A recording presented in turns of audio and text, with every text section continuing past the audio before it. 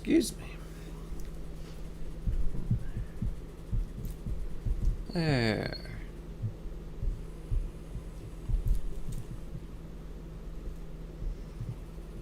And that starts it.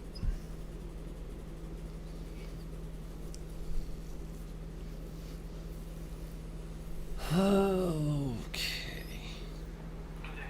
And here we begin a new day of adventures in the land of Seven. Adventure away!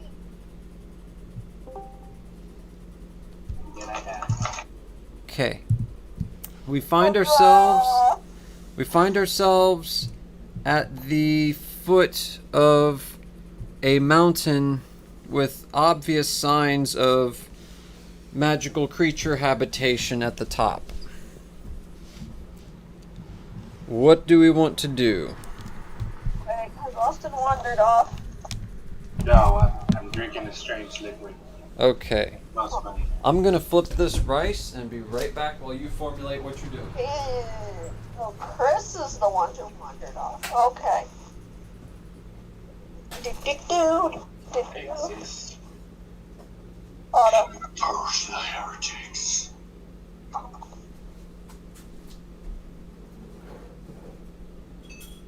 What could I be missing? What's the reason I'm standing still? Live by me.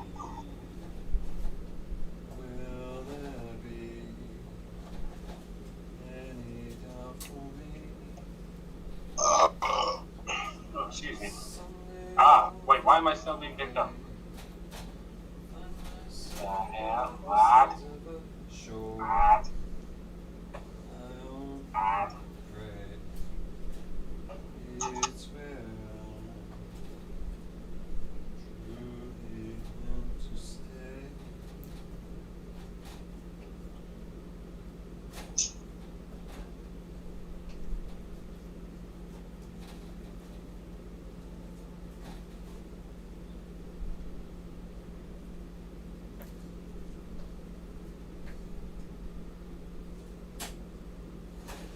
You guys might not like it, but your kids are gonna love it.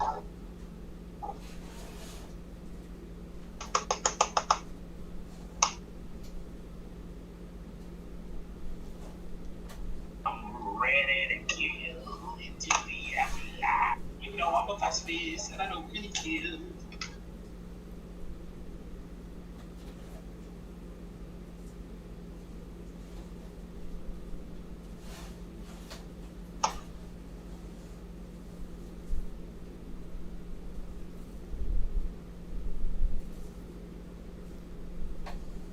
Doink. Doink, doink. Doink, doink, doink, doink, doink, doink, doink, doink,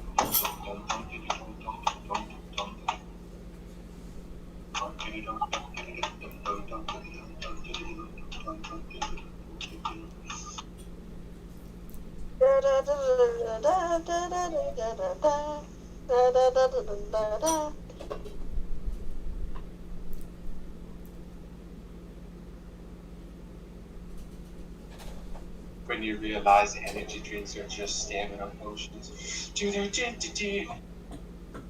That makes a stamina and swift potions.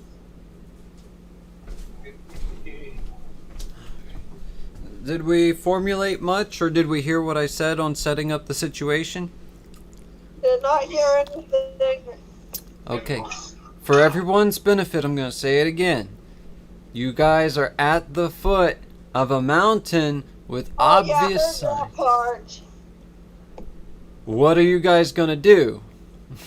How are you going to approach it, and what do you need to know? Everything. Oh, where I put it? Oh, fuck. We go up.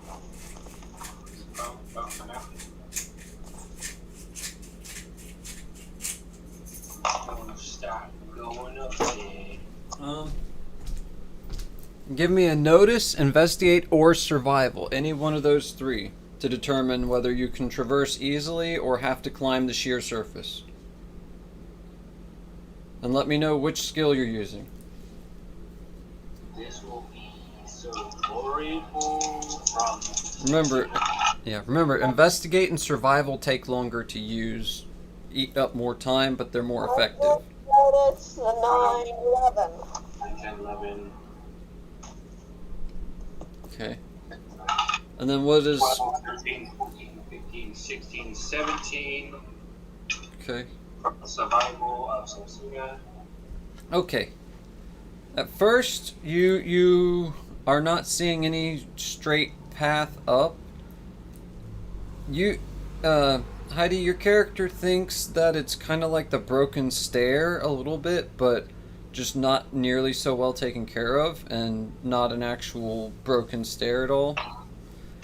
But then Quester finds a much easier grade path up in some crags. That was Samsuna with that roll. Oh, Setsuna. Then Setsuna's like, hey, over here, it's a little easier to climb up. And instead of a -8 sheer drop penalty, it's a -6 climbing difficulty penny, or penalty, which is a bit easier because your gear gives you +4. So it's only -2 on your climbing roll. So, give me a climbing roll.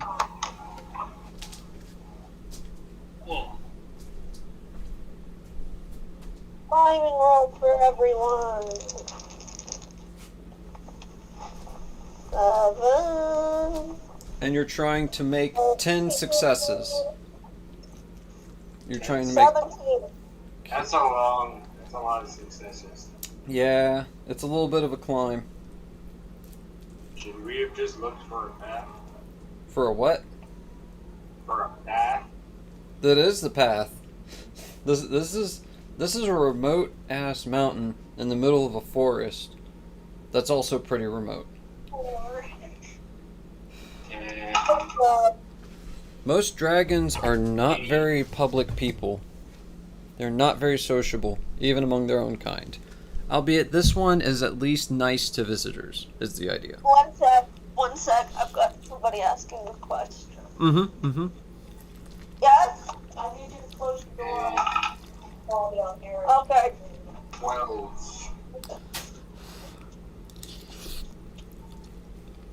Tell them I love them. 6, 7, 8, 9, 10, 11, 12. That's 3 of them. There you go.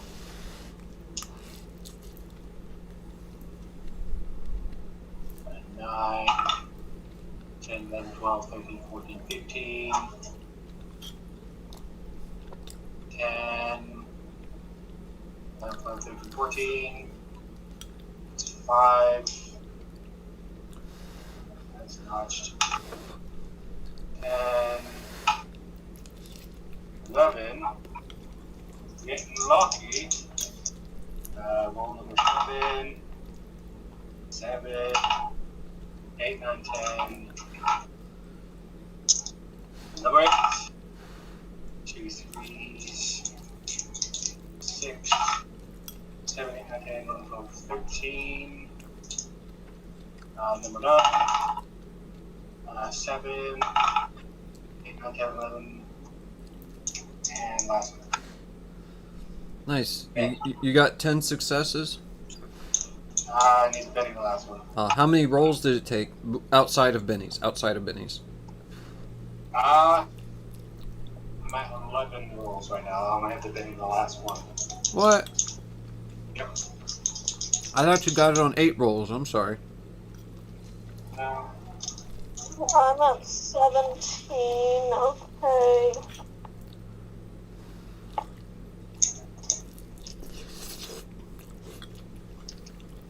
There you 10.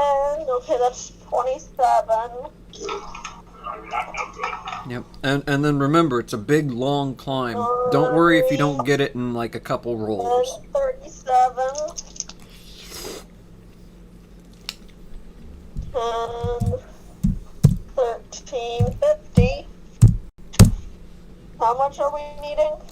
a total of 10 successes, and then let me know how many rolls it took. Just Well, that was, I think 5. that's fine. Even just a ballpark within 2 or 3 is fine. It took me about 11 to get the 10 successes. Okay. And, yeah. How point? Oh wait, what did we need for the success actually? Each success is 4. Oh, then just the 10. Right. I thought that I didn't know it was that low. Yeah, I mean, So, the first success is 6 at -2, but after that, every 4 is a success. Oh, then yeah, just the 10 successes then. Okay. Never mind. Just 10 rolls? I thought it was some shenanigans. Just 10 rolls? Yeah, okay. Okay. So, yeah. You need to use the menu. Didn't even need it. I didn't even need it.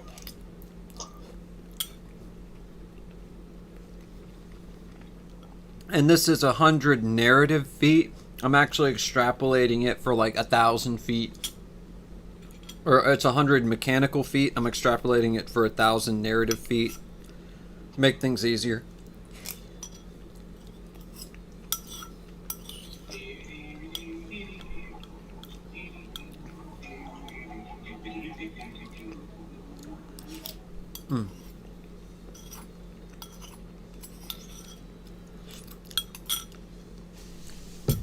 And this takes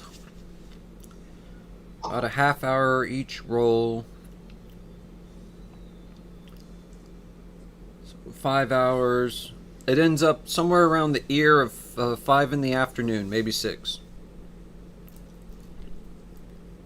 The sun's getting low-ish.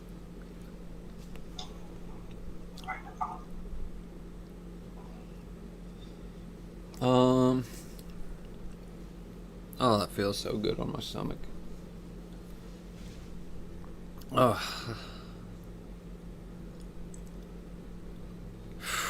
Jasmine rice, leeks, red cabbage, a little bit of beet, and kale, chard, and other things, and a salad mix thrown on under and on top of that. And then just a hint of quinoa on the side.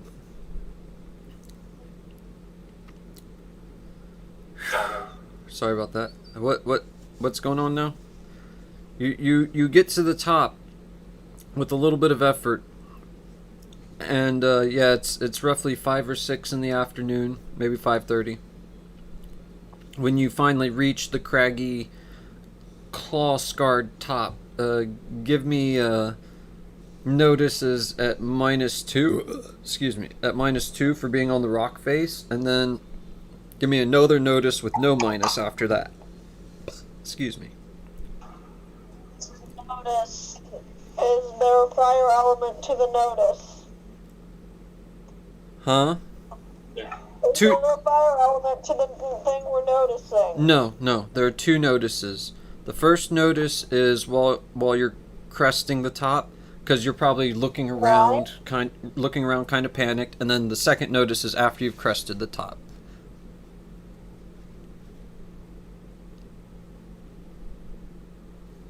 The first one is -2 because you're still cresting it. You're exerting yourself. I did not notice a lot. Okay, like just tell me your score though. 4 and 3. Okay, 4 after -2. Yeah. Okay, and then 3 once you get up there. Okay. I'm gonna let me know when you roll yours, Heidi. Already did. 9 and 6. Oh, 9 and 6? Nice. Okay. With a 9, with a 9, you hear some flapping. You're not sure where the flapping's coming from, but You're not. If it's fire element, I get a +2. Not directly. At least not doing anything fire. No. No, if the thing we're noticing is fire element in any way. That would deal with the -2 kinda. So that evens the score out on the first one. And then the second one though is just general, like a general surveying. The first one you just hear flapping. The second one, it's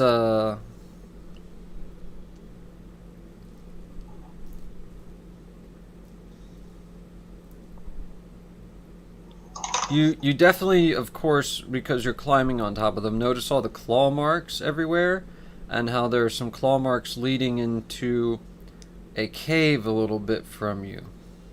But you also notice there appears to be a sort of hidey, ambushy spot right outside the cave.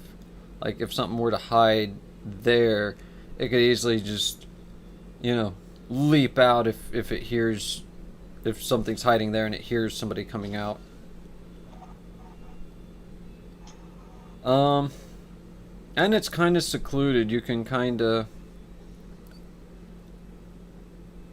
sort of what's the word? Fortify yourself behind the piles of rocks there. If you were to try to do anything. Let me look at what I generated.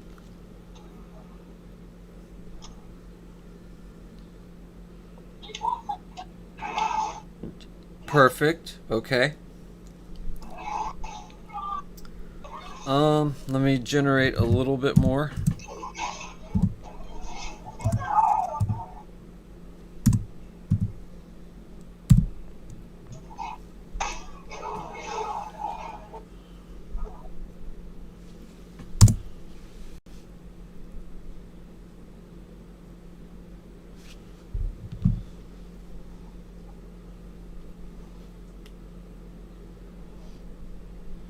Shoot.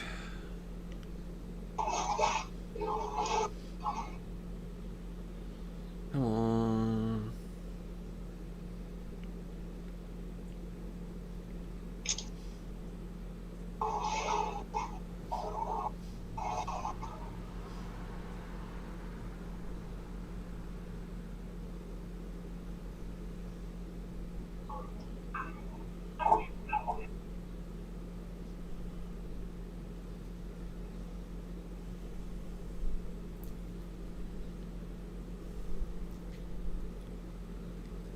Da, da, da, da. This is not the one.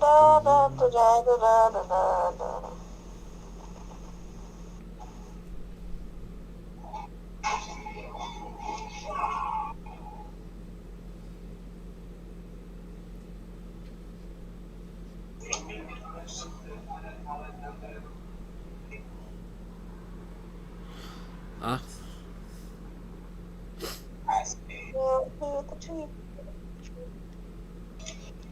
Ah, here we go. 2, 3, 4, 5.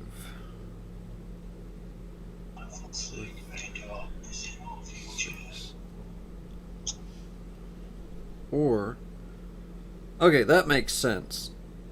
Okay, you see a gaggle of dwarves.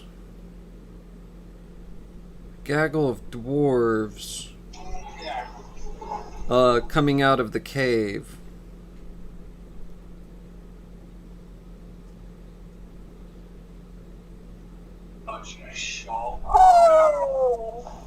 How do you react to seeing these dwarves come out, Aaron? Like, how does Aaron react? And obviously, you know Quester and Setsuna and them, they're still climbing up the edge and getting themselves settled, and yeah. So how do you react to this situation? Greet the dwarves. Huh? Greet the dwarves. You greet them.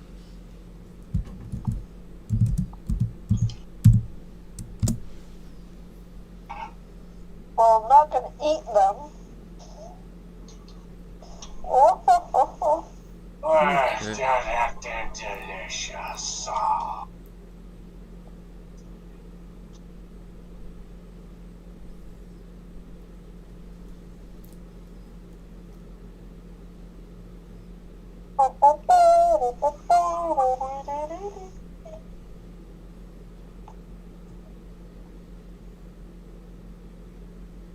we've got legs, we all love legs.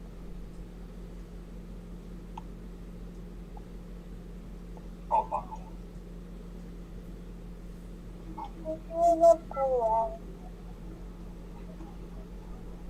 Painful.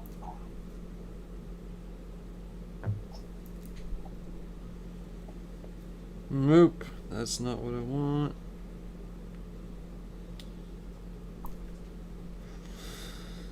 Difficulty! Orange.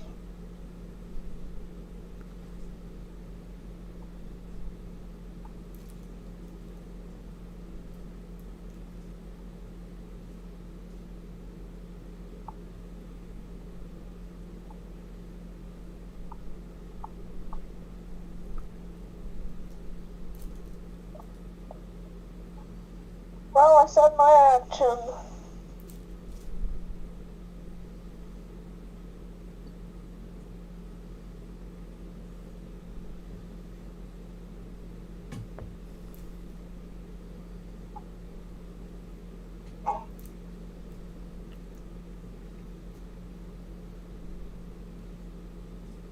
That's kind of cool.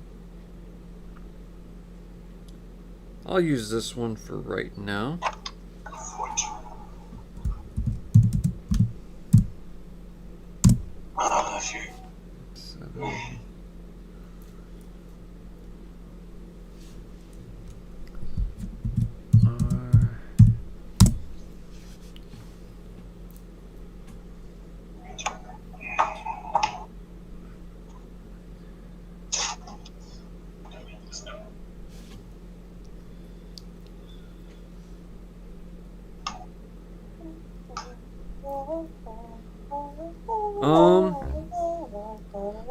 They're startled. They're not particularly happy to see non-dwarves here, but they're not like exactly angry. They're just like, who are you? How'd you get up here? Blah blah blah. You know, that sort of line of questioning.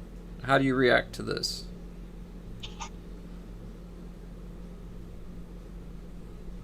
And that's after everybody gets up there and they realize that you're not there to combat, but their arms are still being borne on them. They're still bearing their arms. They're not, you know.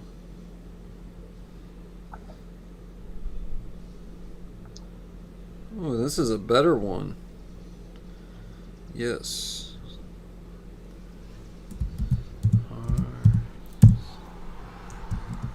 Plus. Actually, that's what I need.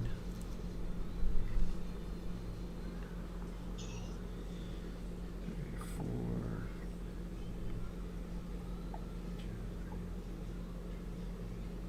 Eight.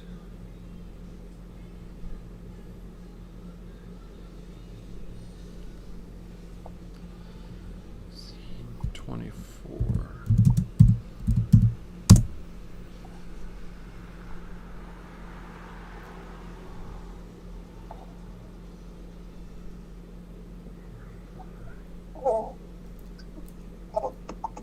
He'd answer that he's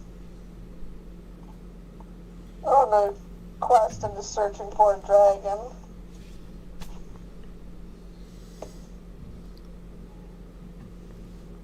Ah. Well, we seem to have found the dragon first. What are you finding the dragon for, they ask.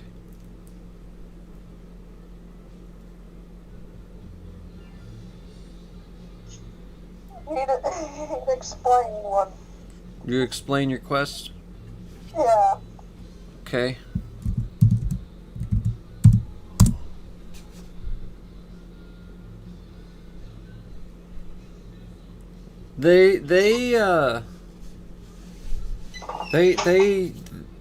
They're like packed fighting another dragon with a dragon.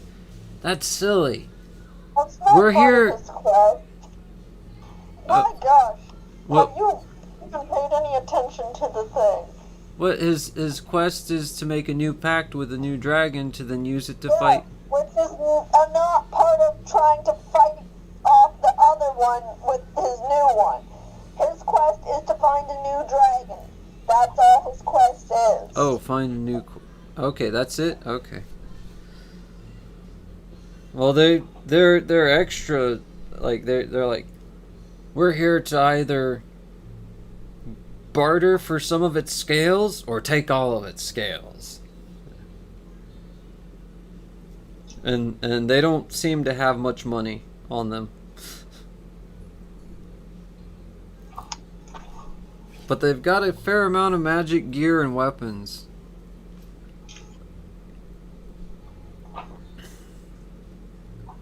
It's a pack of like 6 dwarves or so.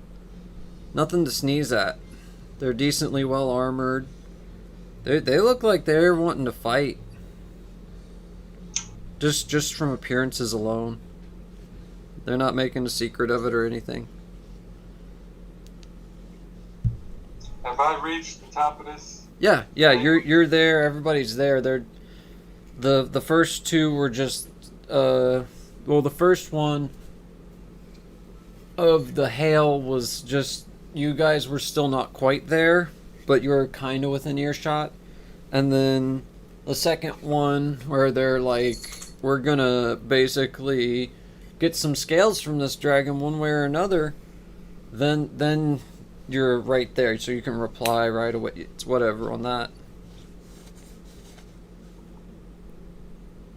But you overheard their not so warm reaction to the people being there, but then they're like, yeah, we're adventurers. We're gonna get some dragon scales. And now here you are. What are you gonna do or say?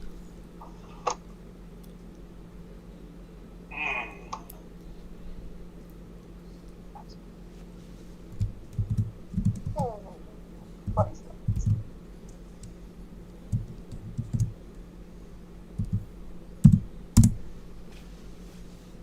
Contemplation. Aaron would try to reason with them and tell them that if he can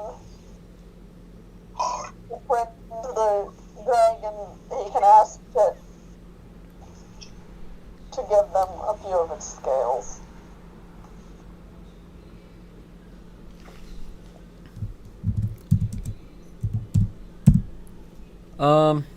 Give me a persuasion roll. You indeed have that. Like even untrained, just give me a normal no -2. Yeah, I was checking and I do have it. Oh. Awesome. 14. 14. Nice. Okay. 8, 12.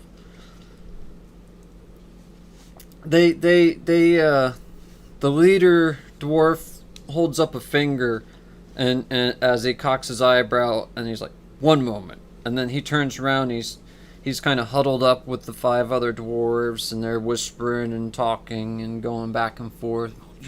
You said this and well this could, well okay, but then well that just means we have more for, all right. And they're going back and forth and give me a moment to roll another thing.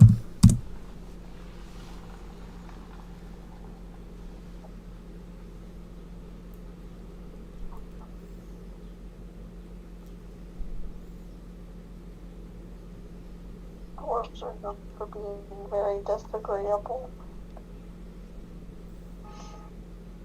Can't even agree with each other. I'm just like, Okay. Doesn't seem like a great idea. Hang on. 3, Thinks to self. 6. We're gonna try and get scales, and then we're gonna immediately ask this dragon to help us. And, No, we're asking the dragon to be our friend, and then asking. Okay.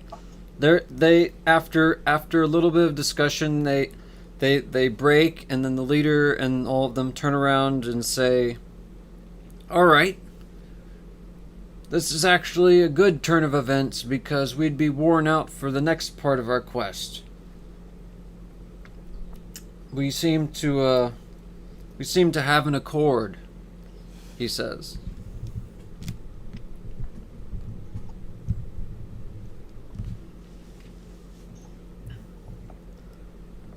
And then he asks, so where should we wait until you're able to ask and negotiate with this dragon?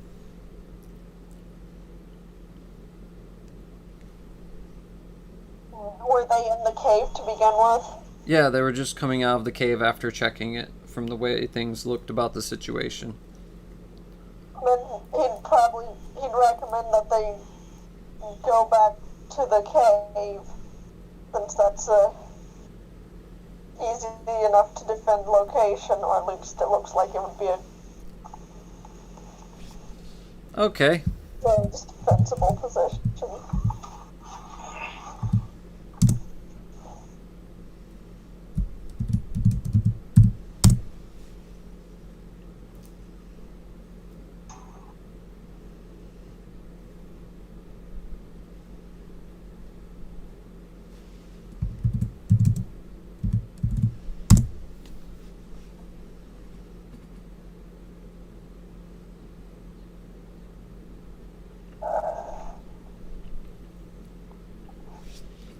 Okay.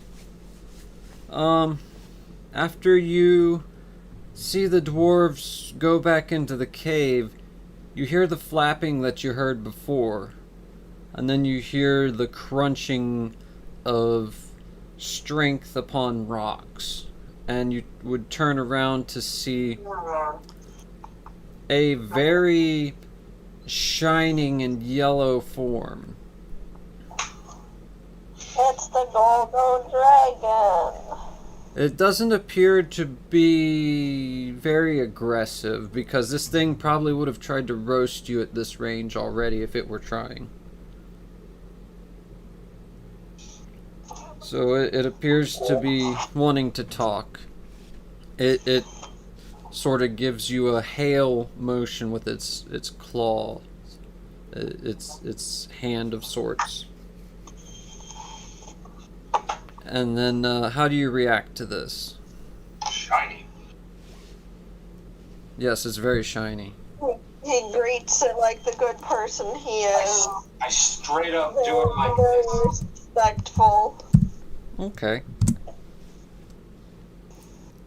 Alright. Shiny.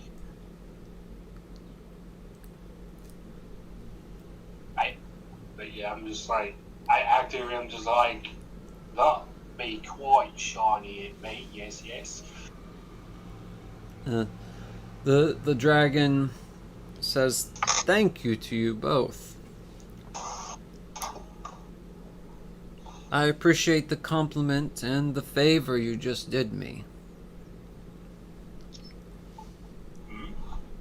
I really didn't want to have to roast 6 dwarves for dinner tonight when I've already got 2 sheep in me. Mountain goats, rather.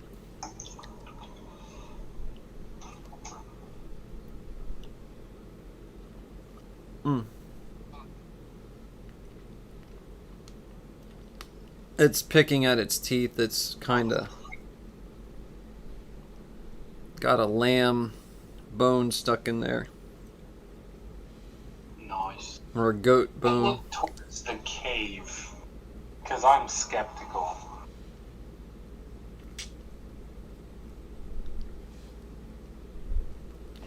And it asks, So, what are you here for?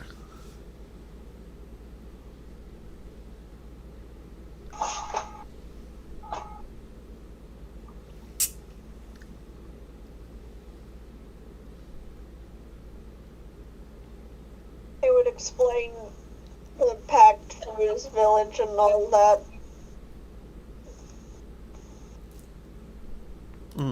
Do you explain about the previous pact? Yes. He's not going to lie about if he's going to try to recruit new dragon. So he just spills his guts and like that. Okay. This dragon appears to have facial features that soften with each detail of the story it hears. Almost to the point of looking like it's sad and about to cry.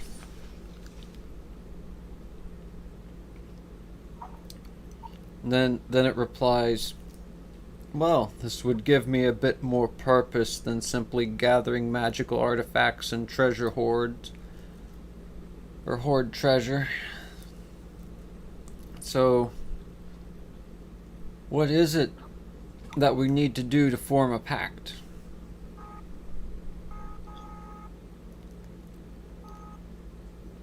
Dang. I honestly haven't thought about that one yet, but You probably just need the stone itself and then a sage of your village. no, it doesn't require anybody other than the one who holds the stone, stone, and the dragon. I know that much. But I also know that the pacts are usually forced on the dragon. Mm-hmm. Well, in this case, this dragon is just incredibly bored. It prefers to be kind of alone, as you can tell, but at the same time, it isn't exactly malicious towards sentient life. It actually respects sentient life a little bit, seeing as how he didn't want to roast dwarves for dinner. It sounded kind of like an excuse, though, and that it just didn't want to fight the dwarves at all from the way it was acting. Because it was up in the sun while you guys were talking. You'd surmise how fast it arrived.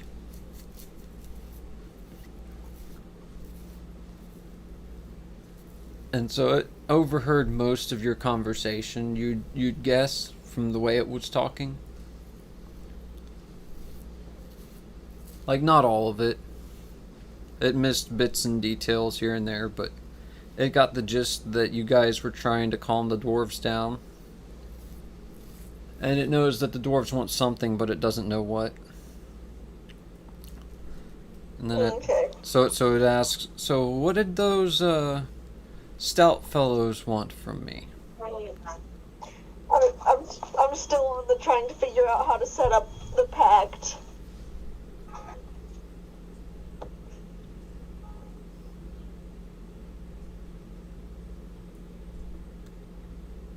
We still haven't set up the pact yet.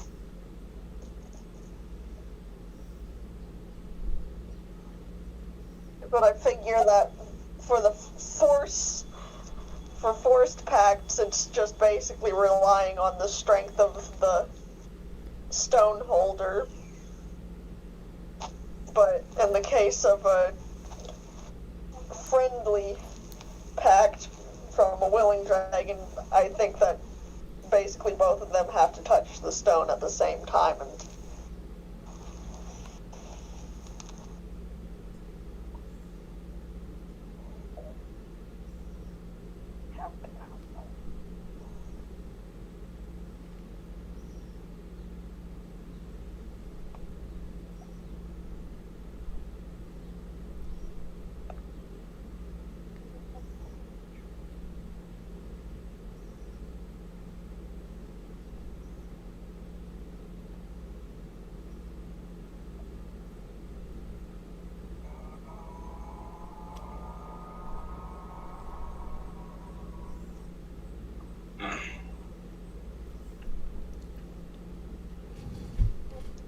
Okay.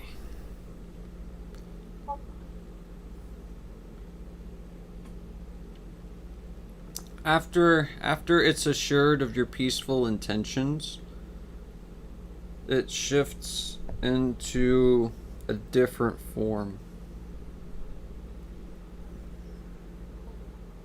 Is it a female dragon? I want a female dragon. Well, look in Bot Coffee 2 Boogaloo. Pardon me. Yabba dabba doo. Nani? Yep.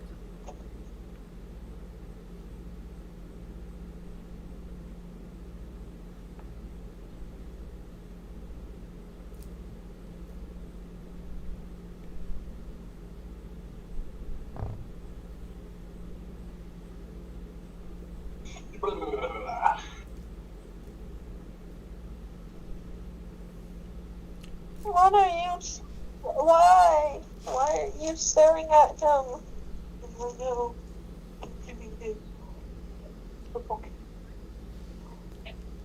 No, it's just dark red. Excuse me.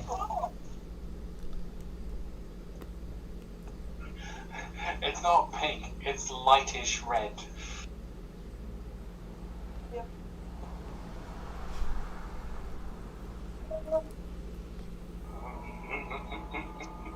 It's hilarious.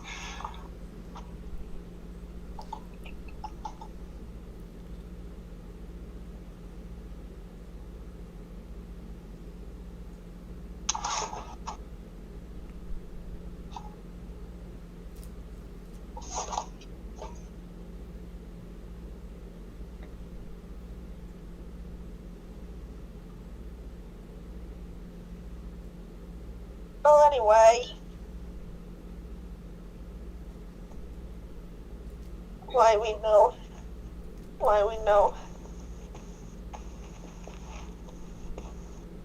We can have a female dragon, why not?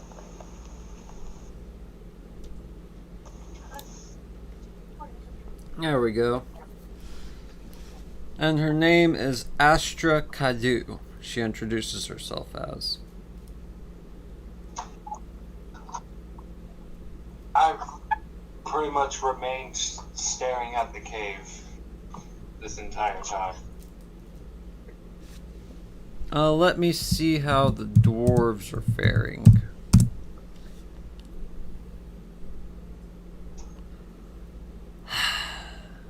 They get eager and just decide to run out of the cave. At everybody who's not in the cave. They're running at or towards? Both. No. There's a difference. Like, they're not exactly not charging you guys, but they still have like a few more seconds. So you have one round where you're definitely noticing them because clompy, loud dwarves, and then you have another round before they're right on top of you. So, how do you react to this? Yell at them to stop. How are you yelling at them to stop? Or are you just yelling, stop? Basically, yeah, yell at them to stop. We're getting somewhere here. Stop being so impatient. Oh, I was gonna be aggressive about it because I foresaw some shenanigans. Okay, roll me an Intimidate, Quester, and then roll me a Persuade, Heidi.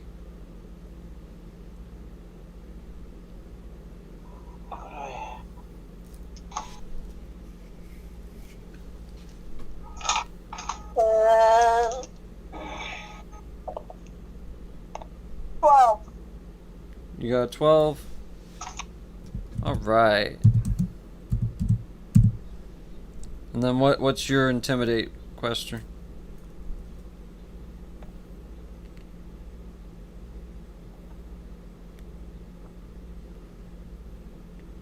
Six.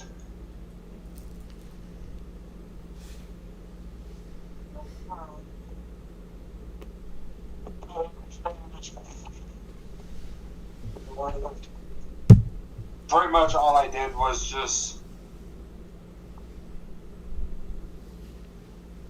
clashed my bucklers together, pretty much ready. What was your intimidate roll? It was a 6, but I'm a Benny real quick. Okay. It was a 1 higher. Yeah. Let's do that. There we go. 2 4s. Yeah. Another set of 4s. Nice. 8. 8, 16, Wow. 17, 18, 19, 20, 21, 22.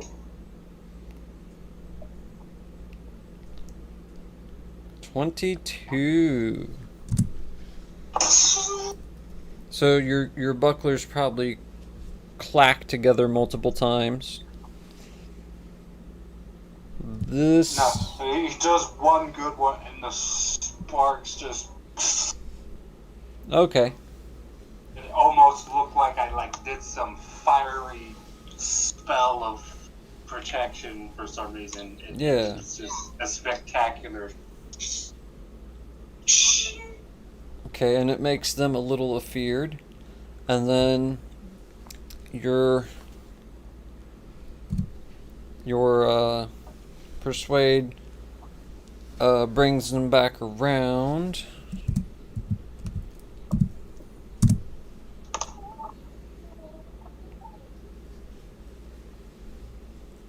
So metal.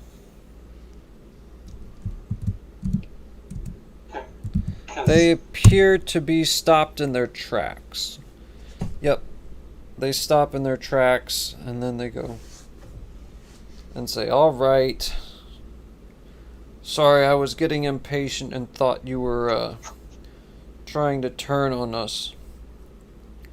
Excuse me, I gotta visit the restroom." Okay. That's also what the dwarf says, the dwarf leader.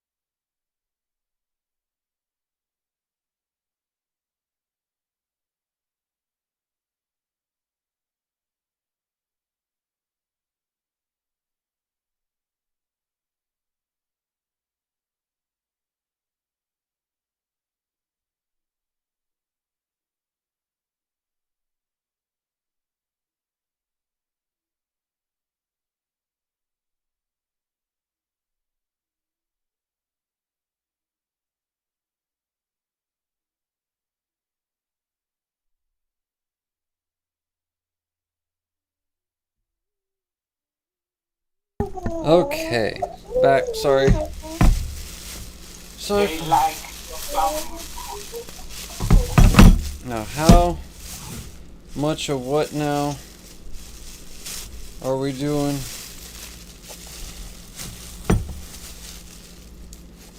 Oh yes. So you see behind you, if you have any detect magic whatsoever going on in you, that there was a spell that's half cast from behind the dragon's back, but then it's put away. Like they're about to do something if you guys couldn't stop them.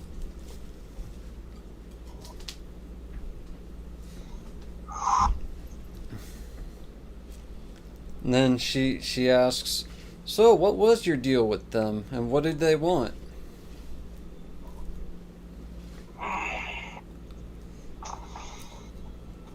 They came for scales.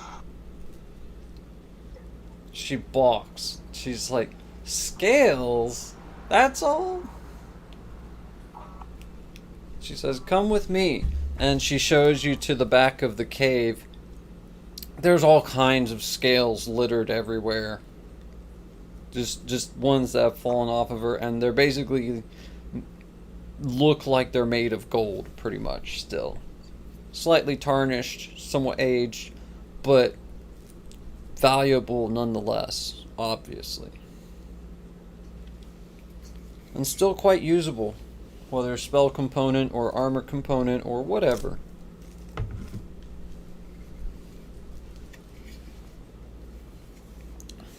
Both of you give me 2d4s. Both of you give me 2d4s. 2d4s, okay.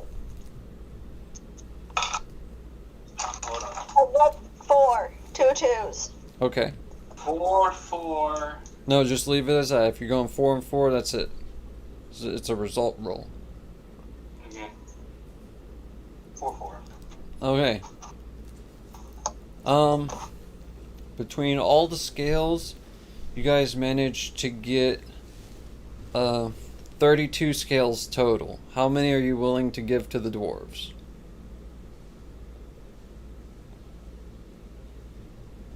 I mean, they can have them. And have them all? Keeping 3. You're keeping 3? I guess because you've got your spell component things. Okay, so Crush them up, 32, split them between potions. 29. They get away with 29 golden dragon scales. They're very happy. All 6 of them. Well, actually, one of them, or actually, hang on. They say they need 1 more dragon scale, actually. Would you be willing to part with 1, Austin? That way they can split them among themselves evenly and not Fine. have to kill each Cost other me 1 more over it. scale. Okay. They thank you very much. And they say that these scales will be very useful against their next challenge.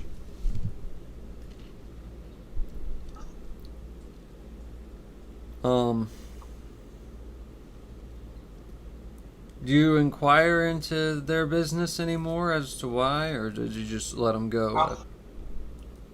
Well, we'll probably figure it out eventually. Quite possibly. Frankly, I'm already to the point where I want them gone because they already tried something. Okay. But they trust you guys. Pretty much. Well, they may trust us, but they did not make a great first impression on me. Jumping the gun and shit. Damn near threatening our lives and shit. No. Well, they thought you guys were going to do something I to don't- them, so... Well, I don't state my distrust. I'm just like, eh.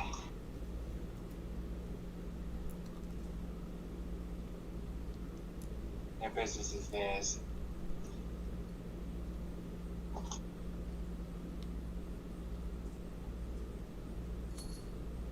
Alright, they take off down the mountain.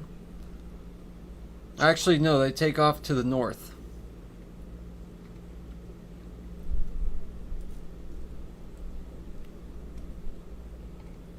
Deeper into the mountains.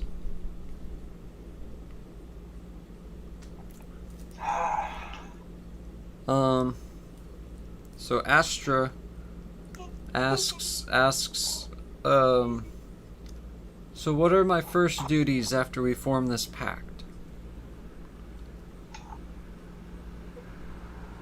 Well, first we would need to get back to the village. That's done easily and quickly enough. What do we do after that and form the pact? What are my first duties, though? She's trying to figure out what she's getting into. He would explain most of the general parts of... That she needs to fight a red dragon. No, that's not really part of the... That's not part of it at all, because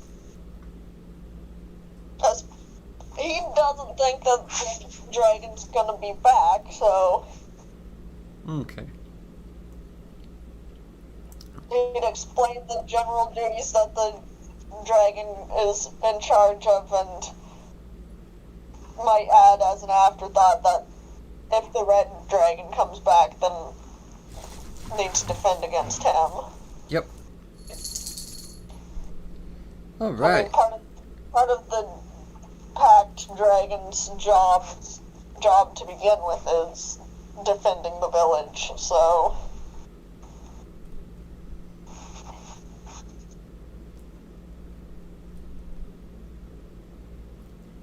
All right. That sounds pretty great.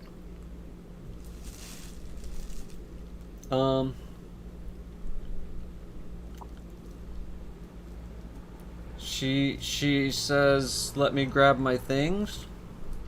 She goes into her cave. If you wait, she's about 20 minutes to a half hour. She comes back out with 2 giant duffel bags on her shoulders and a backpack that is stuffed beyond belief. Mostly with treasure leaking out, but you notice there's a bedroll and a few other things and strange human creature comforts. Not much, but they're there. They are there. And then, Oh good, I was hoping for a goofy dragon. yeah, she seems to quite prefer a human form, even though she still has her wings and dragon strength and all like that at the moment. And she begins to take off when she notices you guys are still just standing there. Wait, do you guys have the ability to fly? No. Last I checked, no. She sighs. She sighs with a heavy weight. Austin, you had that thing... Oh, I forgot about that. Sleeves that you were using for Iron Man purposes.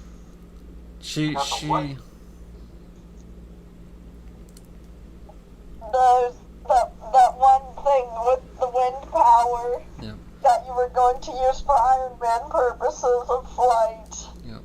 She exasperatedly sighs, snaps her fingers.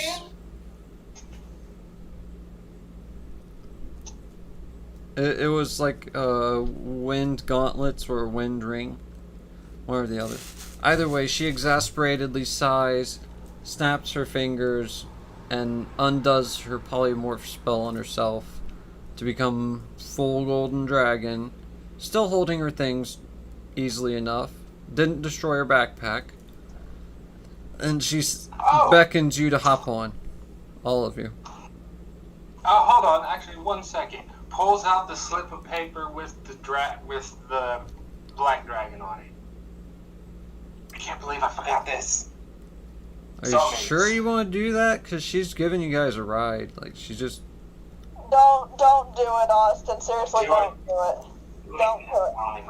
Don't do it. We don't want to make her annoyed. I mean, we're trying to recruit a dragon. If you summon a dragon, that's gonna be one, confusing, and two, She might not. she's not Yeah. gonna be too happy about that. Especially a black dragon around a gold dragon. Eee. Even That's though worse it's than a red- technically an ink dragon. Like the ultimate lawful good. Yeah, you know, do that. Technically an ink dragon, not a black dragon, but okay.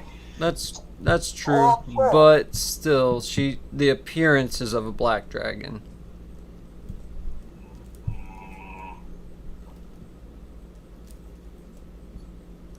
Fine.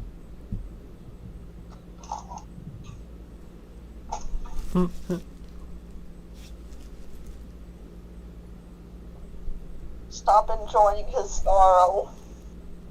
Yep. I mean, you realize this in general with your multiverse knowledge before you do anything. So, yeah. Aaron isn't multiverse knowledgeable. Right, Aaron just knows this out of hand for dealing with dragons enough. Even though it wasn't very much or very long. He was educated how to talk and deal with dragons by his family, I would hope. Yeah, you would know. Okay. If not from his family, since they were all kind of... Well, I guess they weren't... But Right. they did get killed before he learned much of his Job. job, yeah. Okay.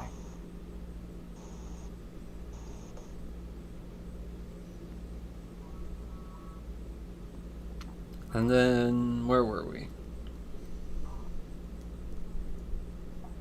Oh, yes. Oh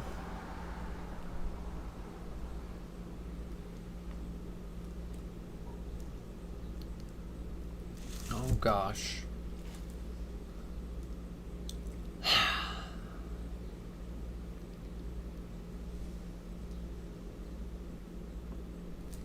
So yes, you all hop on her back as she offers you a ride? Yep. Okay.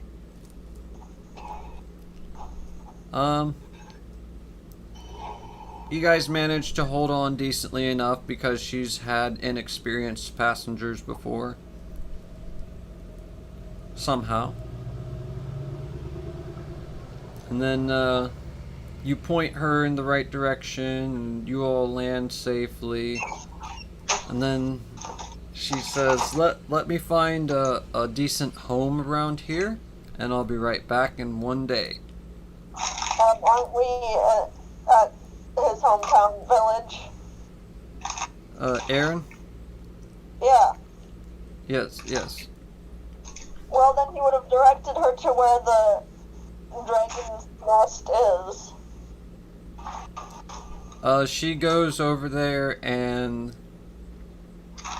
how close is it to the village? Decently, but far enough that the dragon's got some privacy. You see streaks of fire across the sky in both directions.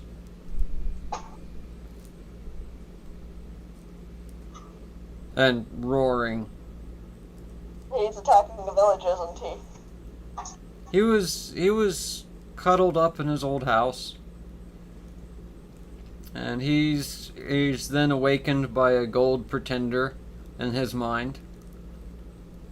And then the gold... No, he doesn't want to even have any relation to do with the village at all. Yep. But they're fighting right now.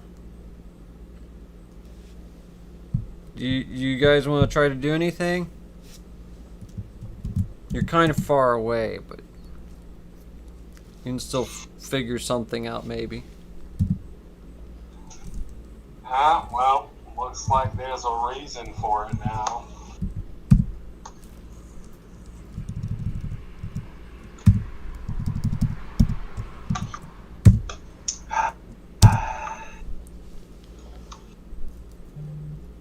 summons Ooh. igneous. How to defend the village.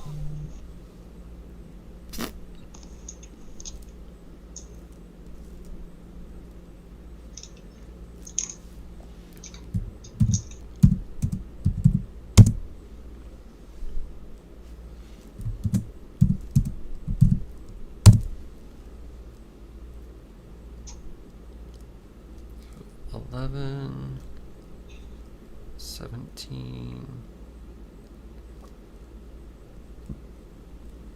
Excuse me. 23, 28. Because he's gonna be mad. His adopted daughter is in the village. Yeah. So what are you guys doing? Head out of town and summon igneous. Because raisins and Who is now it? some chaotic nonsense. Who is it? Igneous. The ink dragon. Your black dragon of types? Yep. And you send him over there? No, I'm riding there. Oh, you're riding there? Are you bringing the party with you? It's up to them. Is the rest Yeah, of the... Aaron said I want to take a ride as quickly as possible into the village, and well, Murray disappeared again. No, they're at the Dragon's Roost. You guys are at the village. The fighting's at the Dragon's Roost. I thought we were at the Dragon's Roost because that's where we would land. Farron wouldn't want to be sticking around in the place he hates so much. Oh, He may be attacking the village, sure, but yeah, we would have landed at the Dragon's Roost. whereabouts at the Dragon's Roost would you have landed? The base of the mountain or right up in the roost? At the roost where there's a landing for the dragon and everything. Oh, well, you guys are still on top of Astra as soon as fire hits her. Give me agility rolls. I'm trying to tell you, Farron would not be hiding out in the cave where he lived for all of his enslavement.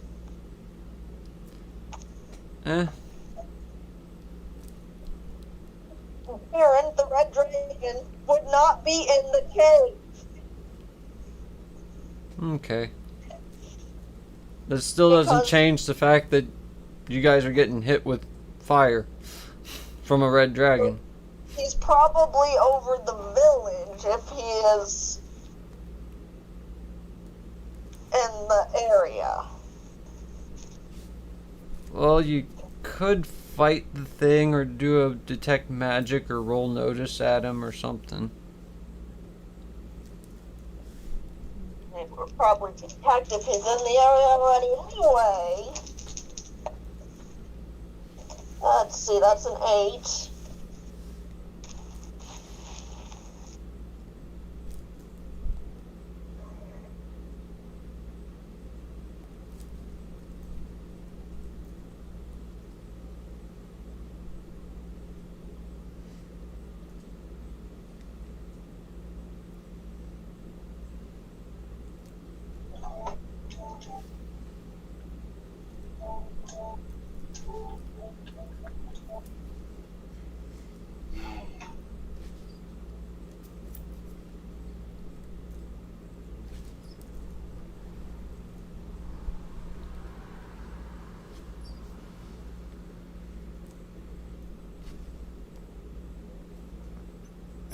So anyways, you rolled an 8 Rolled an 8 on like notice or something? for his fire detection. Oh, okay. Because the Firestone gives him a +2 to anything fire element and Yeah. the thing of noticing. Well, you get shortly before you get close to the summit that there is something in the cave. And then when you approach, you're more prepared, but a gout of flame. Aaron wouldn't be in the cave. He still wouldn't be in the cave. Are you going to play the game or try to tell the GM how to run the game? Because if you play it, you'd find out more what's going on. Trust me. Don't worry. There's a good explanation. Unfortunately, I have learned not to trust anyone over many, many years of having a bunch of jerks in my life. Yeah, I'm sorry, but please trust me on this. So what are you guys gonna do reacting to this gout of fire? Like, you know it's coming. Are you gonna land? Are you gonna land up there? It's not like we can really do anything because we're riding on the back of a dragon. You can tell her not to land on the summit and land just shy of the summit and then climb your way up. You'll still have to deal with it, but it'll be a lot easier. I say move! We're going to recommend not to land directly close since we know that there's something going on. Okay. As you pass below the summit, a gout of fire goes over you. You, then, I would assume, disembark off of Astra and climb the rest of your way onto the summit. Would you like to make any rolls or for your approach of any kind? To have any modifications? Or are you just hopping on the wall and climbing up all ready for battle? Like, what are you doing? I drop off a little early and use the wind gauntlets to break the fall. Okay. As long as you're behind the edge, because you know something's gonna come out of the roost. You can just kind of tell from how much energy is concentrated there. And so, like previous, the gout of fire goes over you, then you hover up over the side. What are you doing, Heidi? How are you approaching this situation? Well, how is your character, I should say? Well, just gonna head up there, I guess. Okay, you're just climbing up there? Okay. Knowing that Quester is going to be attracting most of the attention anyway. Okay.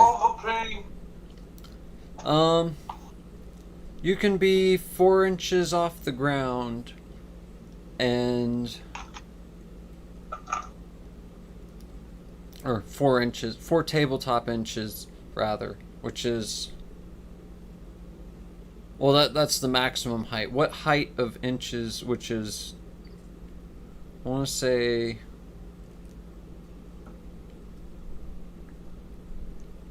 an inch is no. An inch is usually 5 or 6 feet.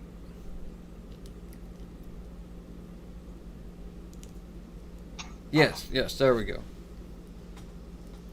So you can be 15 to 20 feet off the ground, or 3 or 4 tabletop inches off the ground, or less if you so choose. But your maximum is 4. How high are you wanting to be off of the summit? Or I don't know. I'm asking Quester. Oh. Because he's doing this flight thing. Let's do the full 20. 4 inches? Okay. And then are you running, or like flying version of running? If so, I'd need a magic check. Or are you just moving at your normal flight speed with that technique? Just moving normally. Okay. 6 inches of movement in the 3D gives you 2 inches forward, whereas Fyrax manages to get 2 inches vertically and then 4 inches across the... What are you calling my dragon boy again? Sorry, not Fyrax, Aaron. I'm back in Super Robot Wars for a minute, sorry. Anyways, Glory days. Anyways, we climb up the side. You get a little bit further than Quester. Quester's being a distraction. And then Goldie comes up over the side. Let me roll if you guys get hit. Or if it can catch you in the cone. It just barely manages to catch you guys in the cone. But it's mostly aiming at Astra.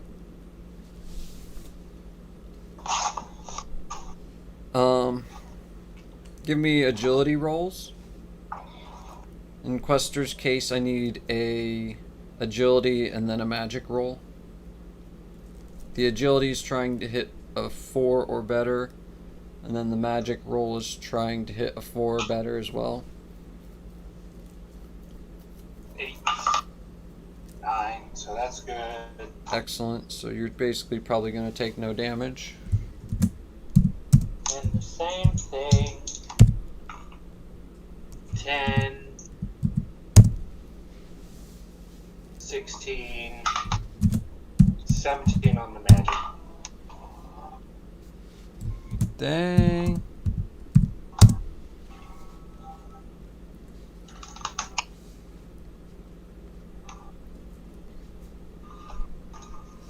So 12, 6. Does 6 damage do anything to you, Quester?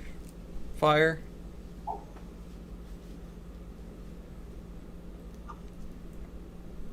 Well, since my dude hasn't set up fire shield yet. And then That does not.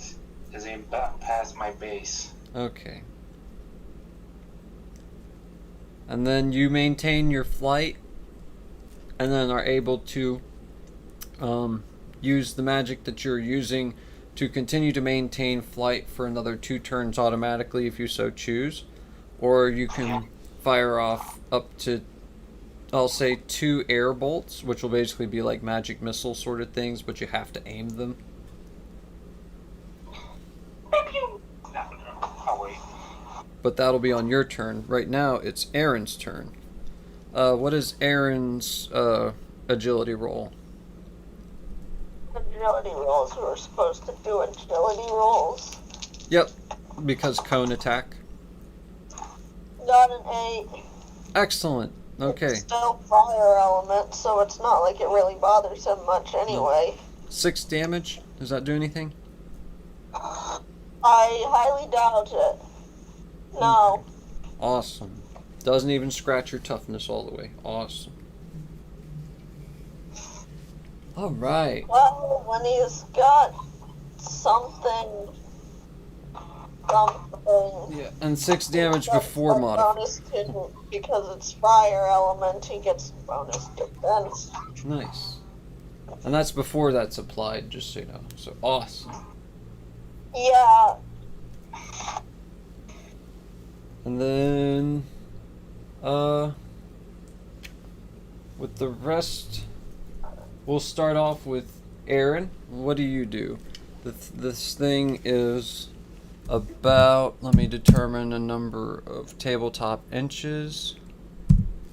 His first action would be setting up the fire shield, so distance isn't really a problem of determining right now. I need to know for just a fact in general. And then after it's set its thing up, or I've set it up rather, you set up, go ahead and give me a magic roll. I'm doing that right now. Awesome. 9. Awesome. You get a raise, which doubles the normal bonus for it to +4.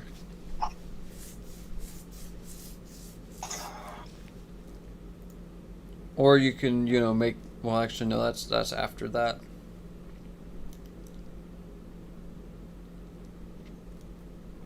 Dang it. Well, still.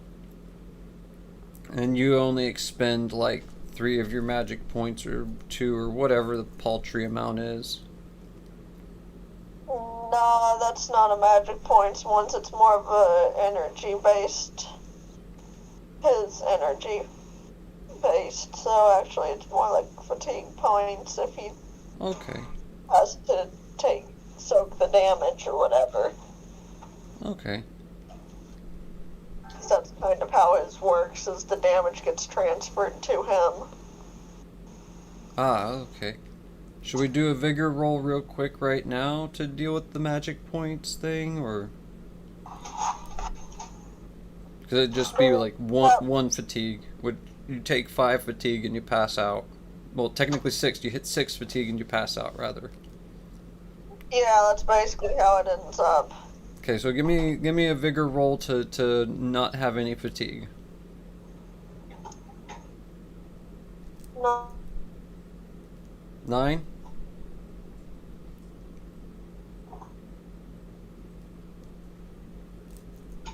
Nine, you said? Because 9's great. 6 gets it, but 9 is great. And then, so you have full 18. magic. Oh, 18. 18. That's what I said. 18. I only heard 18 just now. I said it twice before the just now. Okay.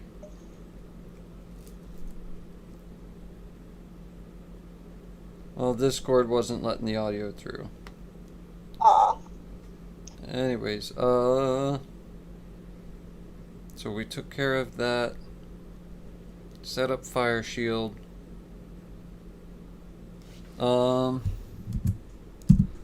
However, Astra takes a solid shot to the face.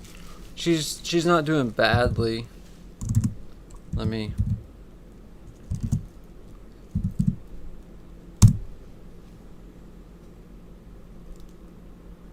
Yeah, she's fine. I mean, being a fire element dragon, it probably doesn't affect her much anyway. I mean, it could have, but it doesn't. Okay. So this guy over here knows something. And, okay, your turn. Astra's recovering. She was shaken, but she'll be recovered next turn all the way. What is Quester's turn look like? Or what does Quester's turn look like now? You see fire shield covering yourself. Oh, wait, I should ask, does Aaron advance forward at all? Fire shield is not visible, by the way. Is it detectable by detect magic? Yes. That should be detectable. Okay. Well, that's basically there's an ability of dragons that intersects with detect magic but isn't technically, and it's always on, that you probably know about, and yeah, it works off of the same ruling. Dang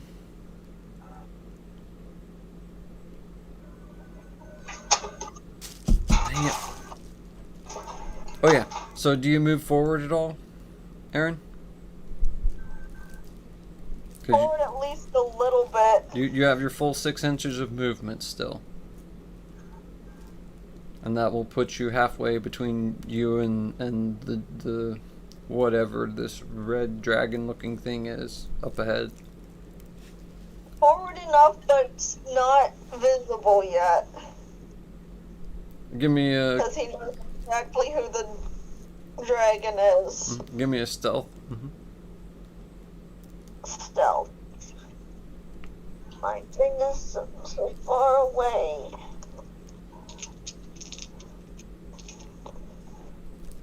I got a 6. Okay.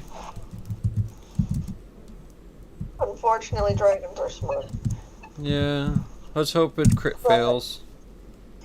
But he Close can always be enough. behind a rock or something, so... Mm.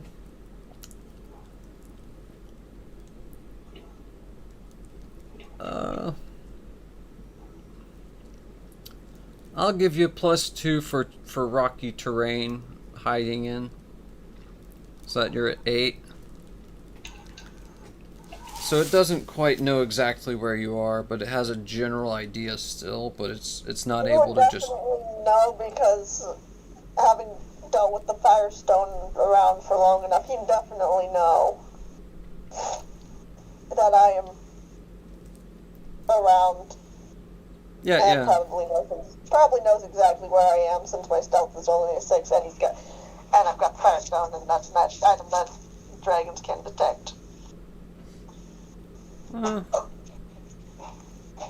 I mean, don't worry too much about it. It's more distracted by the other dragon there. Oh,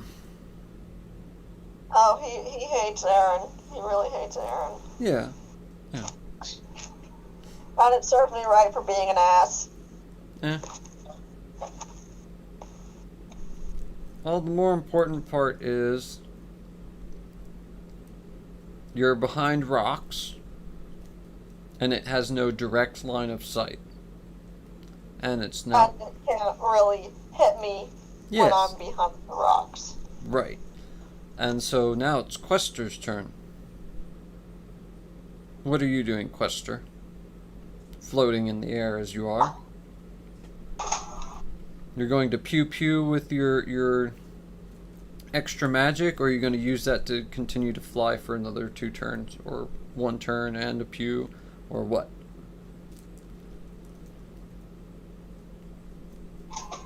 I'm a fire ASIC pew. ASIC pew, okay. ASIC pew. Okay, give me a magic roll and then a shooting roll, or just a shooting roll, and let me know what you do.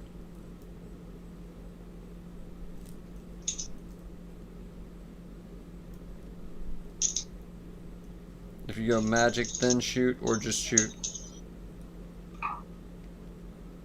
Got a 7. On what type of roll? A throwing roll, because that's what I have instead of shooting. So like a magic air javelin or something. Okay.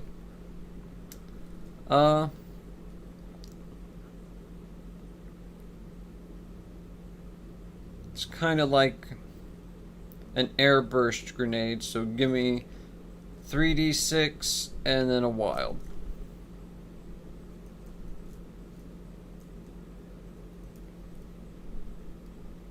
Back here.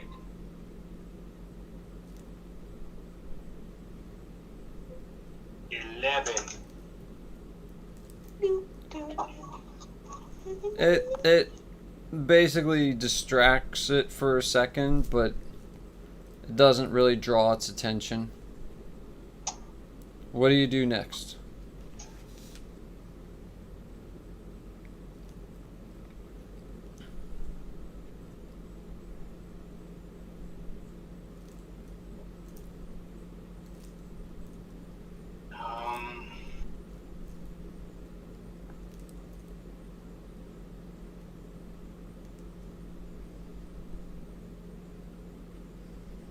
Throw another one, but I aim for a wing.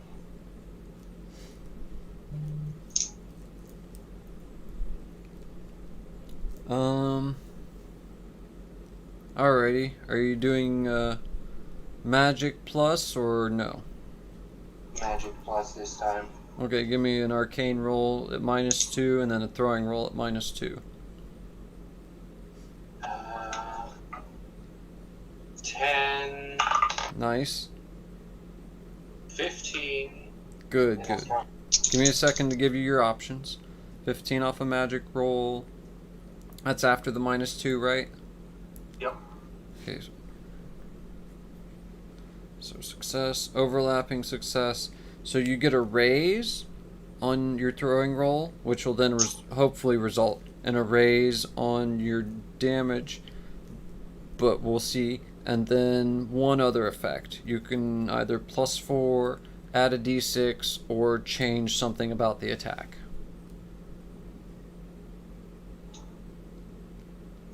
Let's do vortex. Let's make it vortex on the poor bastard. It's already doing a vortex when it hits, like a miniature one. You can just have that as a trapping. That is just the extra d6. Extra d6? Okay. Now I need to do the throwing, was it? Yeah, throwing. So throw an extra 2d6 on the throwing, and then... And that's before the wild dice, so that's... Oh, that's before wild? Yeah, 2d6, so that's 4d6 for a throwing roll. And you pick one or the other, and then you add the other two. That's 2 6s. Okay. 12, 13, 14, 15, 16, 17. And then the wild. Oh god, the wild's gone crazy. You gotta pick one trail or another on the wild or the shooting.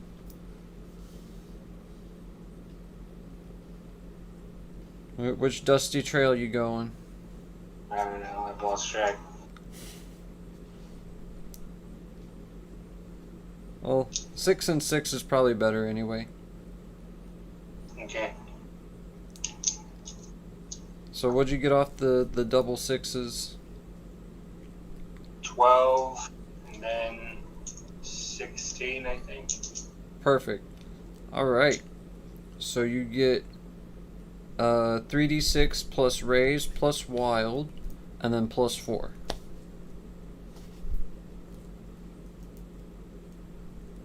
Almost escaped me.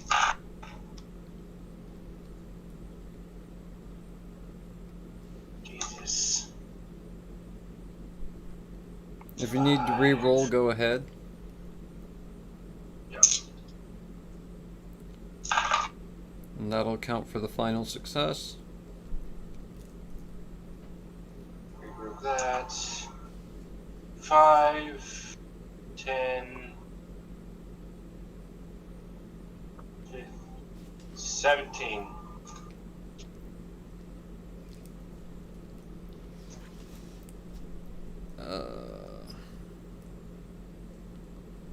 Oh wait, yeah, we rolled throwing. It hit the critical spot. 17 plus critical spot.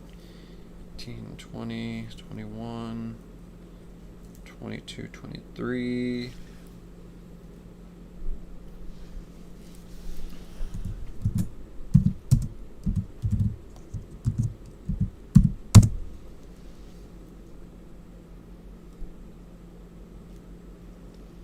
Okay, you heard its wings, but it doesn't break them at all. But it hurts it a little bit.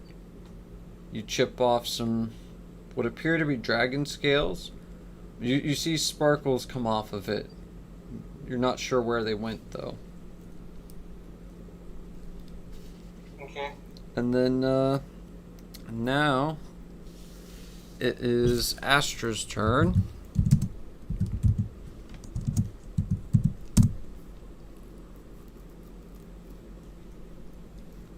She recovers and has half of a turn.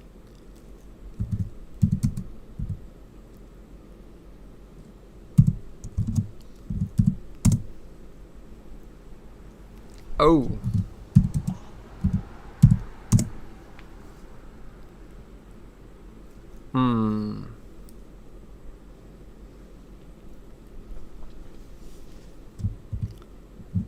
She begins to cast, but it starts to fizzle.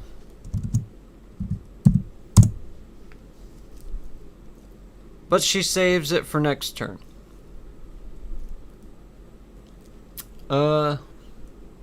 Next turn order.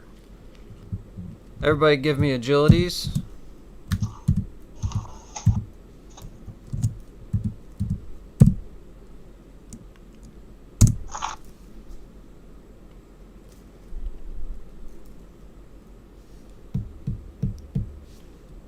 Seven.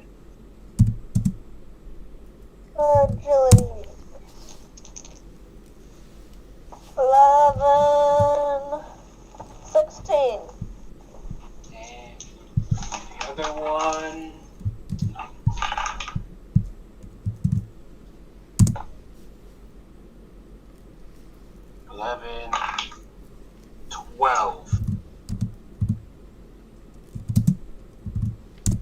Okay, who got higher than a 13? Me. Who got lower than a 13? Me. Okay. Heidi, your character goes first.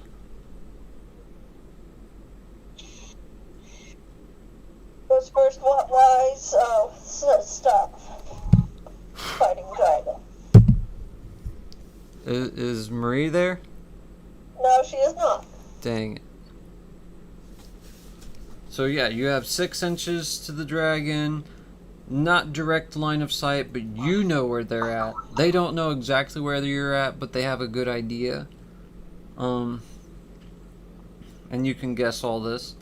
And so what's your plan of action? Although you know Quester and Astra have it very well distracted.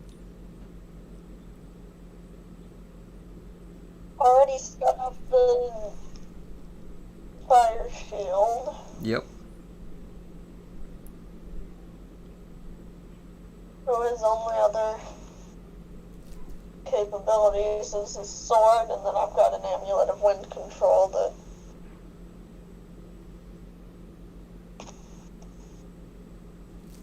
Do you want to do anything cool with the amulet and the sword, or you just gonna run up and what? What are you doing?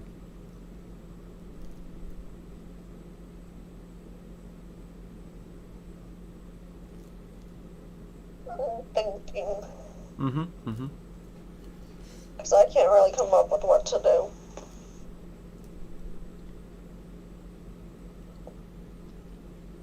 You could always imitate Austin, but do a more direct attack.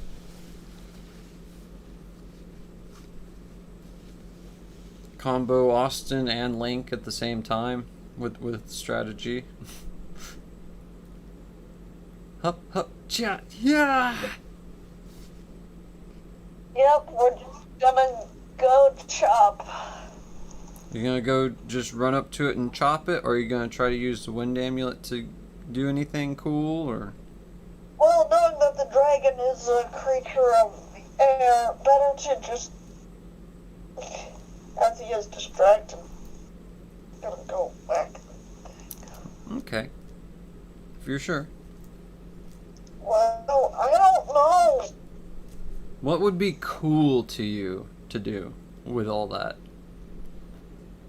As I posted, currently I am meh. I'm I sorry. really just don't care.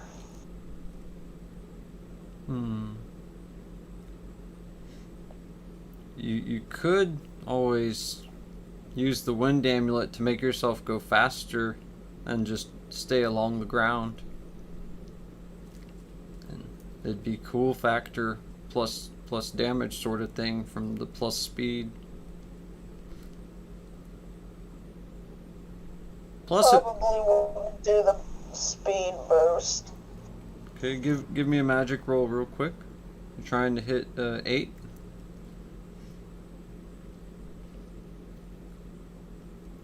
Well, if I knew the item required to magic use, why would I have even gotten it? 13. Nice.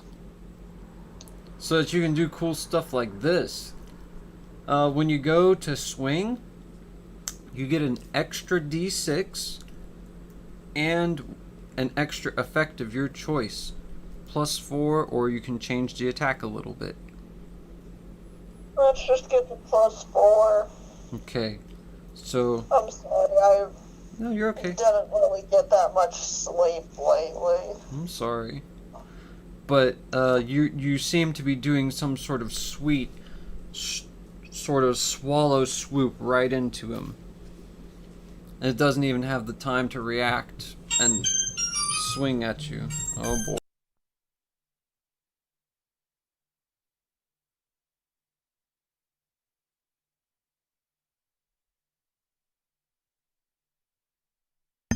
Go ahead and roll attack.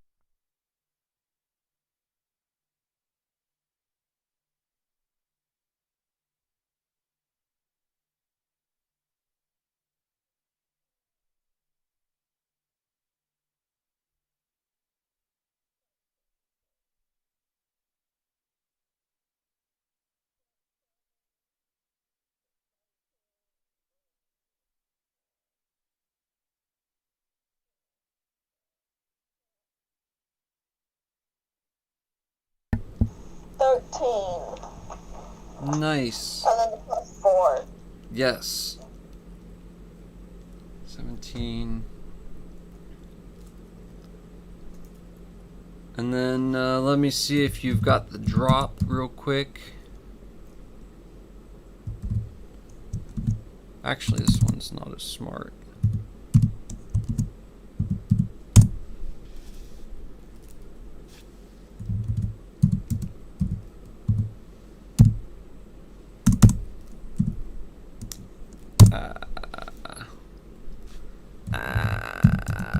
No drop. Oh, well, give me a quick stealth roll. Trying to hit an 8. It's a passive stealth, but still, it's like, you know, the stealth of surprise. 9, 13. Yeah, well, 10.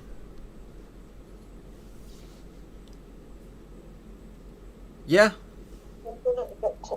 I'll give you the drop.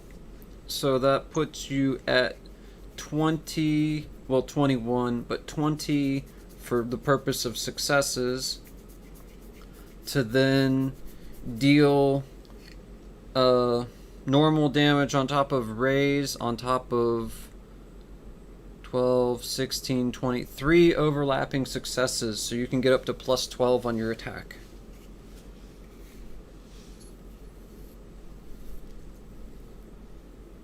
Or you can do other cool stuff with all this wind energy you got going on.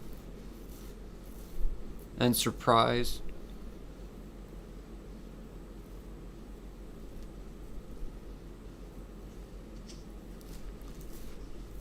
Just +12 damage?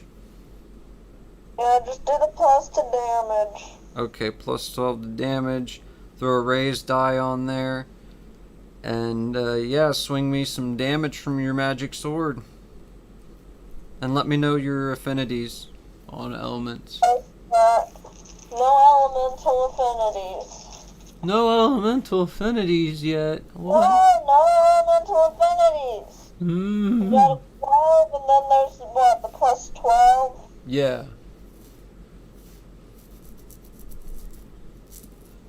So what is your sword's weapon stats? Is it like a D6 or 2D6 or? D8, strength plus D8. That's nice.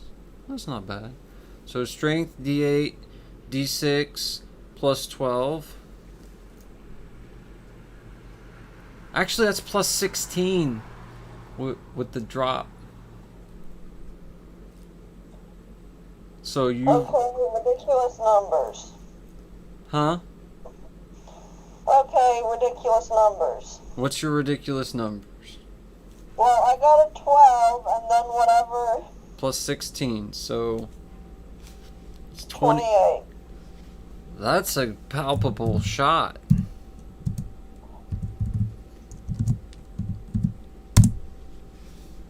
Spend another Benny. Ouch. You pierce it hard enough that a few of its scales chip off, and then it backs away a yard or two. And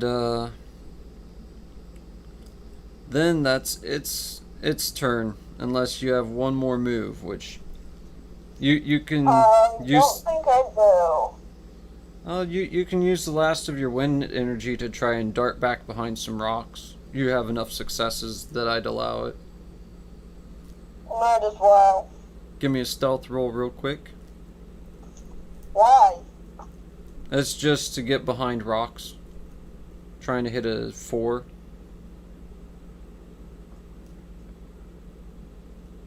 Or an agility roll trying to hit a 6. 7, 10. There you go. Alright, there you are. Excellent. You're back behind the rocks. And this thing's turn. It decides to go after... Oh. if I recognized my dude, it would be coming after me because my dude is top priority. It does try to go after your guy. Let me see if it's smart enough. Oh.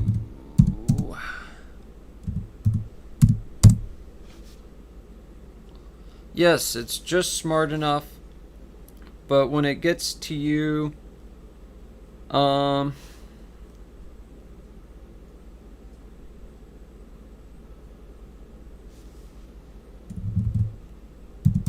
me have a roll off.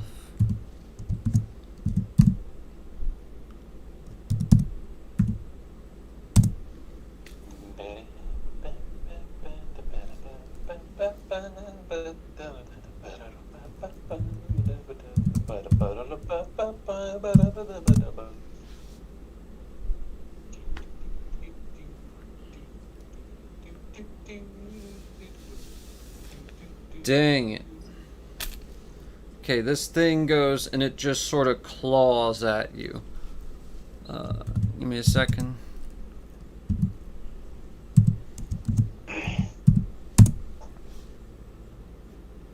Does a 7 hit your parry? 7, 1 sec, I don't think I've calculated my parry since. Well, fighting, half fighting plus 2. Half fighting plus 2, so... And then do you have a shield? Just above parry. Do you have a shield? Has the fire shield set up, but I don't think that's what you're asking. Yeah. Well, no. Actually, it is a fire elemental creature. No, dang. I mean, do you have a physical shield, though? No. I'll have the rays affect it as a shield. And what's your parry number? 6? 6. Okay. And if I were to raise your thing by plus 2, it would just barely not hit you. So that would be half of your plus 4 bonus conferred to you as a parry bonus. And then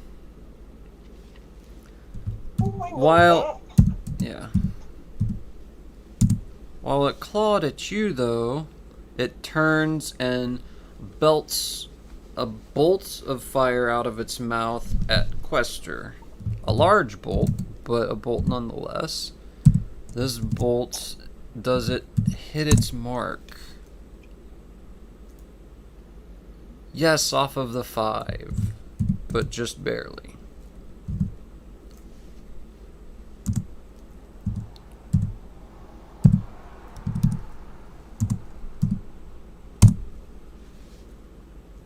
Okay, incoming at you, Quester, is a total of...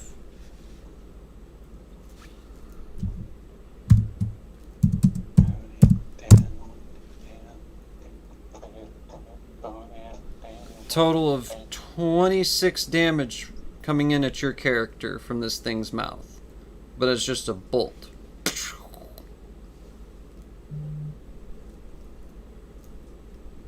Good thing I used both my bolts and I just fell to the ground. Okay, give me a stealth roll real quick to see if you're far behind rocks.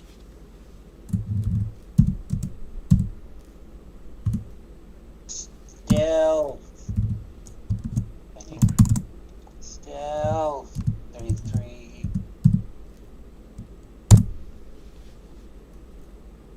Oh, you only need to beat you only need to hit 4 or better, and that knocks its damage threshold down.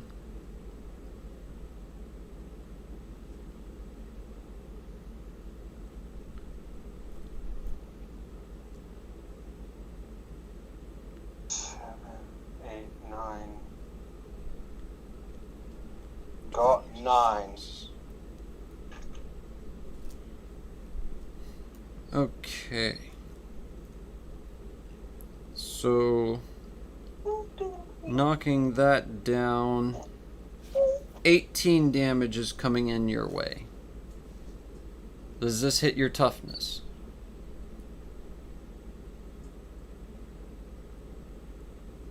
Just barely. Okay, you can either Benny and recover immediately, or allow yourself to be shaken by this fire blast.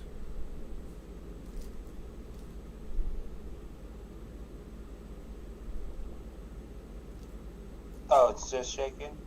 If it meets and it doesn't go over by 4, it's just shaken. Whereas meets and goes over by 4 is shaken with a wound. Oh, I can literally just take shaking. You're going to just take shaken and roll to recover on your turn? Okay. Oh no, I have nerves of steel. I can take at least a wound without penalties. Oh, you still have to recover from shaken. Because Nerves of Steel applies to wound penalties. But that's okay, and that's good, though. That's very good.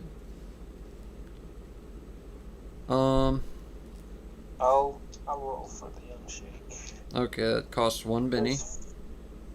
Okay. Vigor, was it? Yes, yes. Oh yeah, you also, all of you got a Benny for dealing with the dwarves and the golden dragon. I forgot to tell you all that. 2 6. Where's my pencil go? Okay, so yeah, you're completely unshaken. Like, it kind of glances off of you, but the armor that you recently got really saved your bacon. And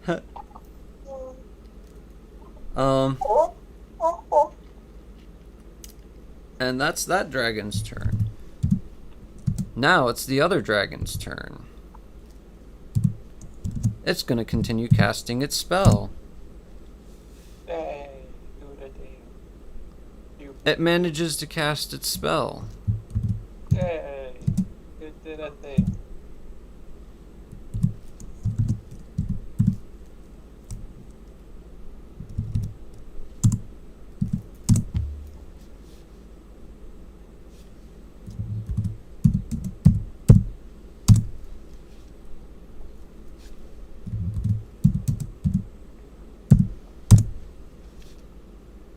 Okay. 12, 16.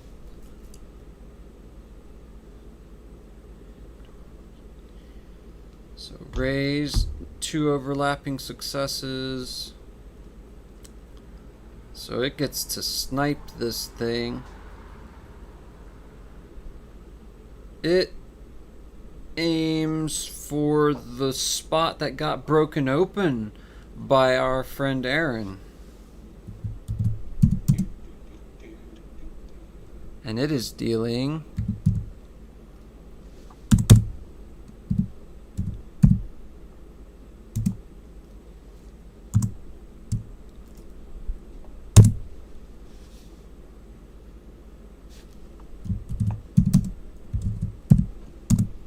Ooh. Ooh.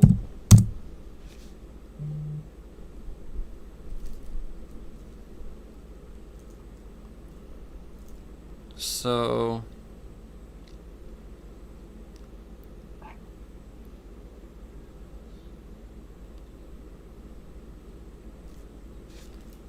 nice. It goes and smacks. Well, 41 damage is coming into this red dragon.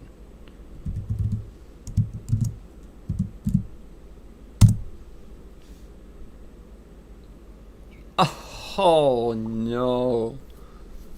Oh no. Okay, give me a second to calculate.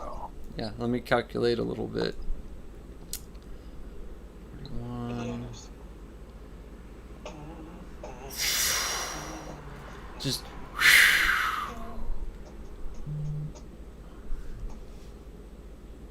45, 49. Jeez. All of the JoJo.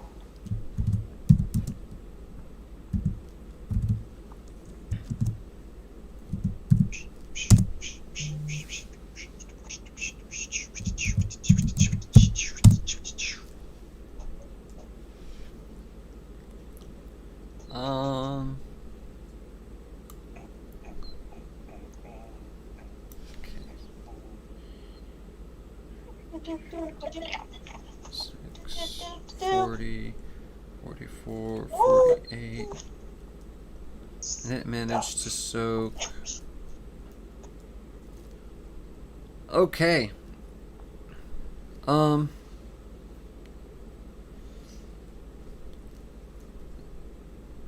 The wound, it pierces the previous scale opening, and the dragon is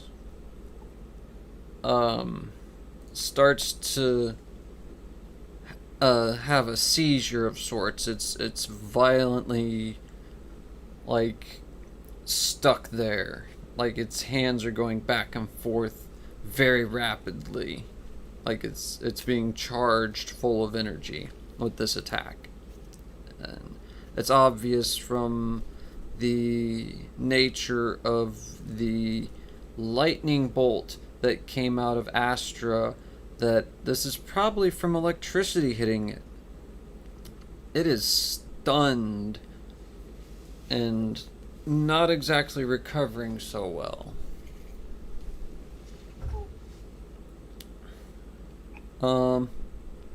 Next turn, which is Questers.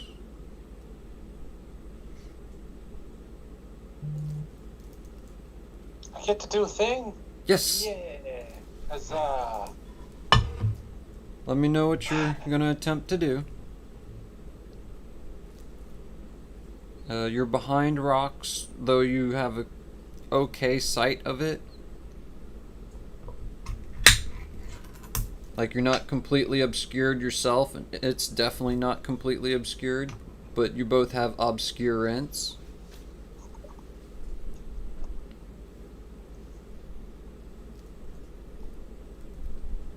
I fire more wind bolts. Pew. Give me a magic roll.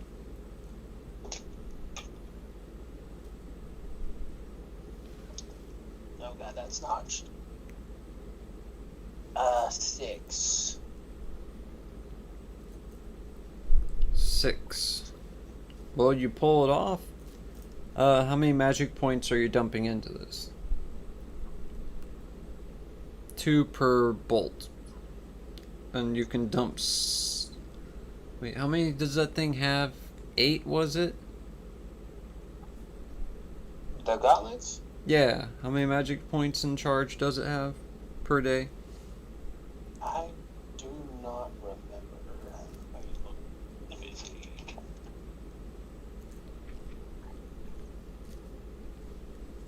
The sleeves of Sledangle. It should be something like 8 power points or 9 power points. I remember rolling.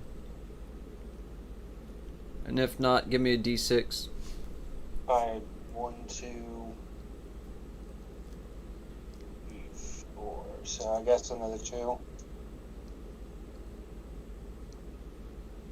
Oh, your magic control pulled enough magic out of it that you didn't really use points until just now. Okay, so that'd be 4 points for shooting 2 bolts. That's a total of 2d6. But first you gotta do a shooting roll.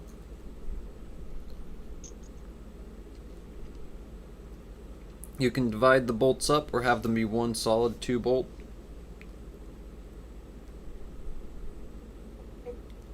Seven. And Flying around. Okay. 7 and 10. The 10 hits with a raise. So give me 5. Yeah, 2d6 for the first bolt, 3d6 for the second bolt, and then throw a wild in.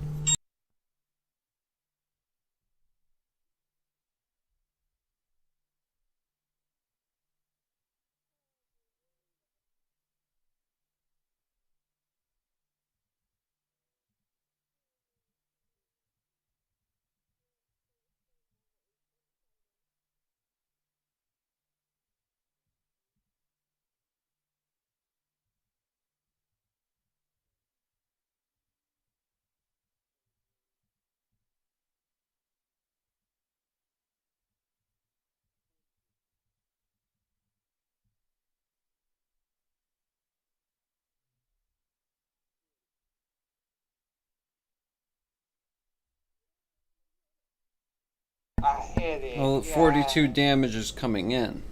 28, 32, 36, At 42. 40. Yeah, 42 damage is coming in on it.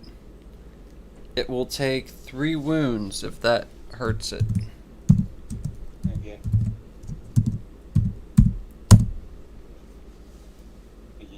Fire the sick you.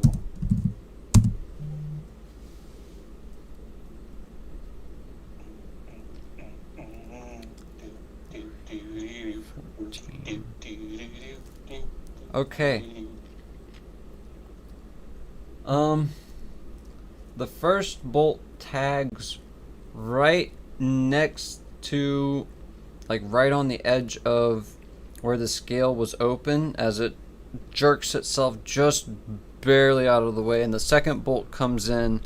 It hits also near but further from the mark than the first one, but it would have been dead on had it not, reacted in time. And it still doesn't feel good from that, and it loses a few more dragon scales from that second one. And, so yeah. You see a sparkly burst off of where the second one hits. You're still not sure where the scales went. And then,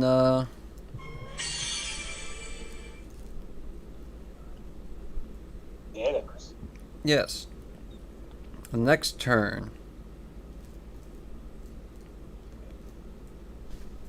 We'll go Aaron.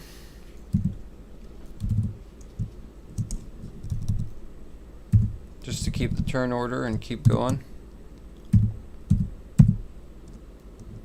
Go ahead, Heidi.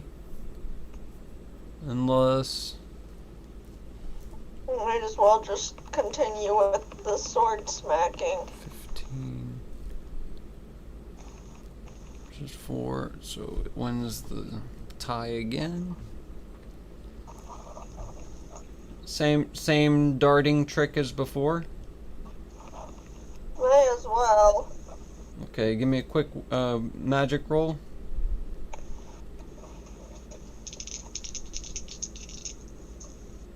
11, 17, 20. Okay, so that's a success with the raise, and 12, 16, 3 overlapping successes. So you can get plus 12 on something, or 3 different pieces Roll of... to damage because that's what I use it on. Okay.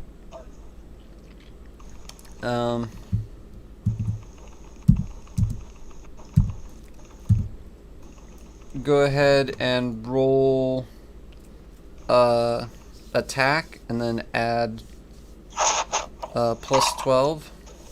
First you roll fighting. Yes. Oh, 260. 12.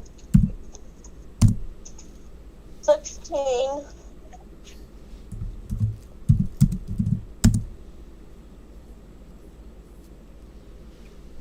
Dang it. Okay, good. 16, that definitely hits. And you keep all 3 of your raises.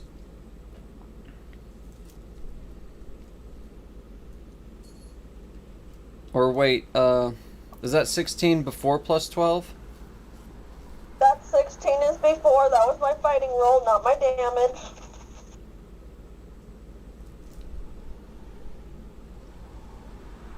Yeah. I'm adding that as, part of it.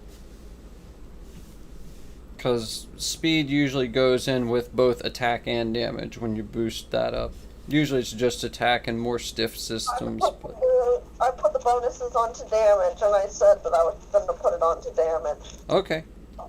So you go 16. And that still hits with a raise. So...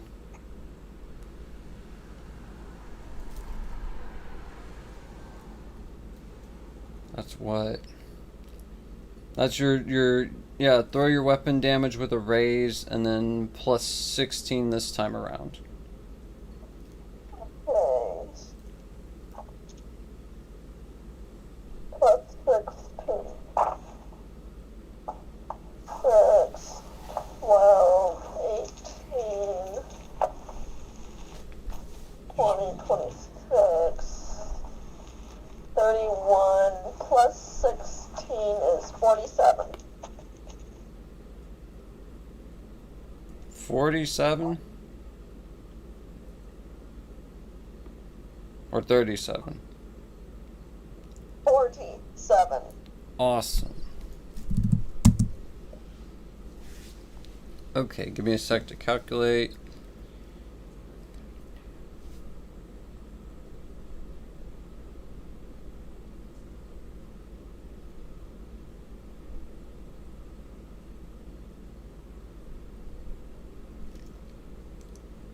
Okay, I'll throw an extra bonus on there to make it an even 48 to give you chance at 5 wounds.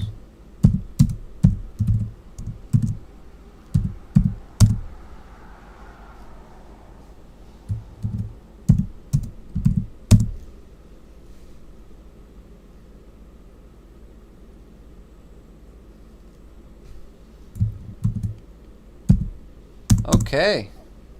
It could not soak enough. It, you pierce right into just the right spot.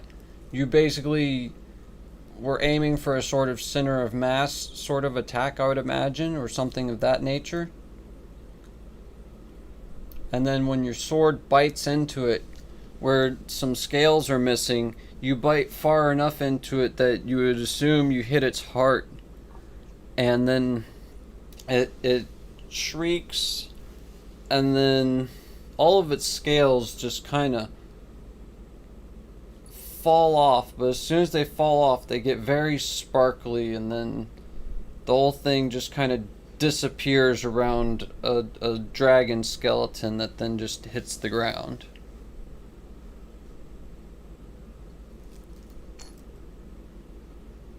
Confirm. And then the dragon skeleton then just becomes a single dragon tooth.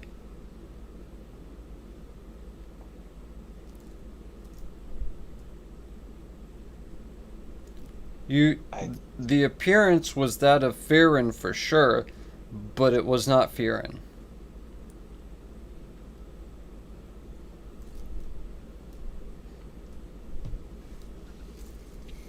Examine.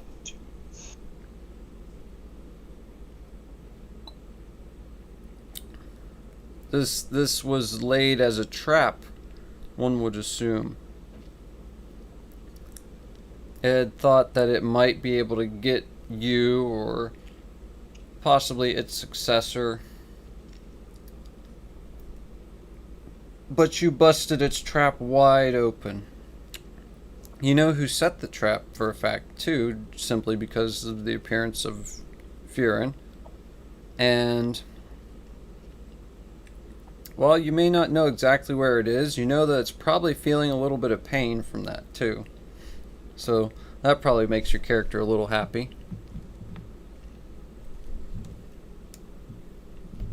Oh yeah, are there any bonuses to fighting your enemy? Because technically in a weird way you were. I don't see any. Okay, that's fine. Either way, it was a magical duplicate. Not quite as strong or as good as Firin, but almost every bit as cunning and fearsome. Firin basically gets the data that you guys are using the new the old dragon roost for a new dragon, and you totally aced a weak copy of itself, like just demolished it, even when it had the kind of the drop on you guys a little bit, at least in its mind. And Yeah, yeah. It's Farron's not happy, but you have no way of really knowing that other than it's probably in pain.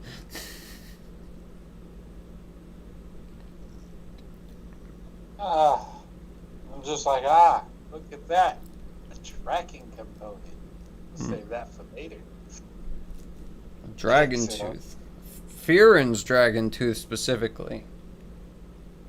That's a tracking component right there. We'll keep that on hand. Alright. Like looking into a cauldron to spot what you see. And so, that is...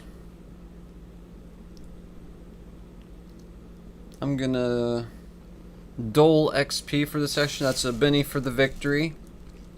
Dang. With my rapes.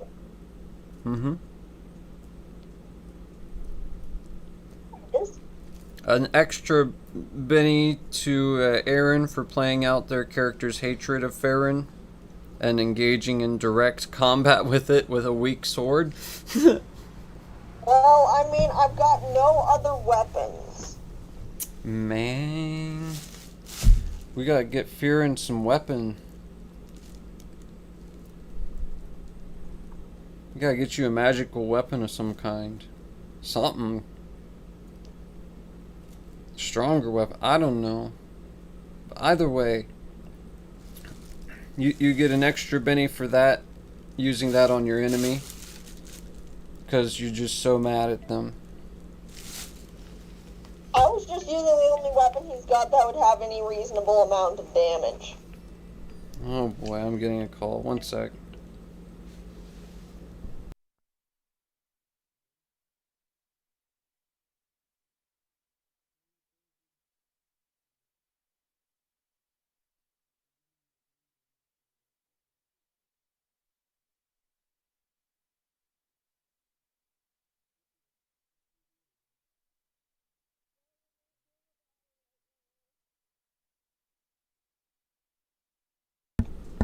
Okay. We wrapped. Like the rest of the party. Yeah. No. We wrapped that up, and for the session you get 4 XP total.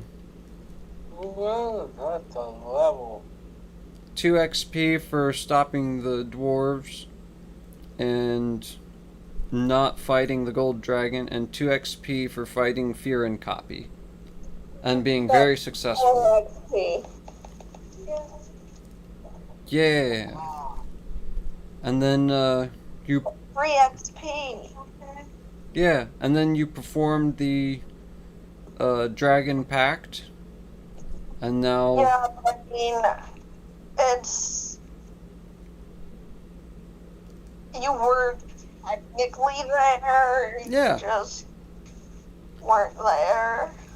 You know? I'll give a quick recap for Marie real quick. Basically we were at the foot of the Golden Dragon's Mount.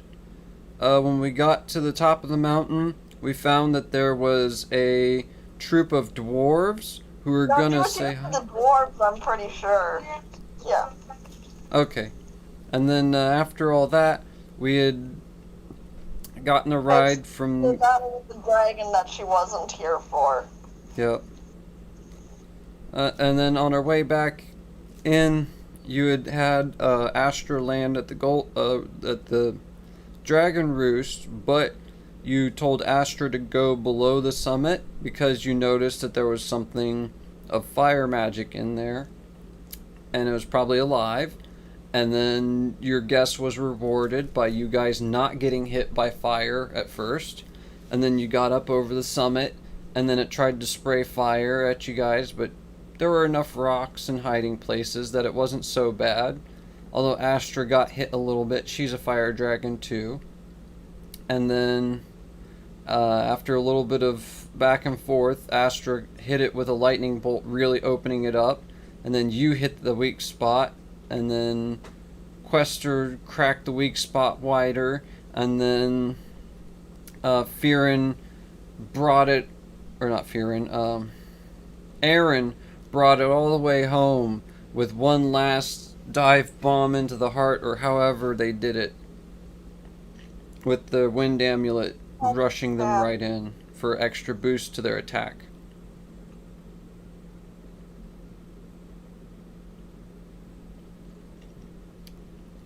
And so you found out that the dragon you were fighting was a copy of Firin, as it dissipated and became just one dragon tooth after it disappeared down to its bones, collapsed, and then disappeared down to one tooth.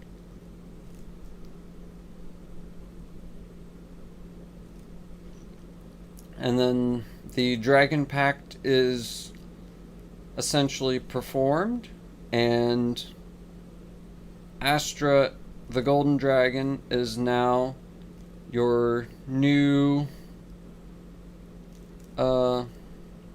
guardian of the Fire and Plains village.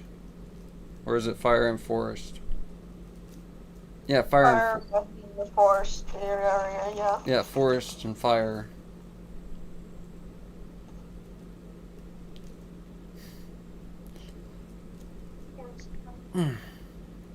So Forest now, Fire. yep. So now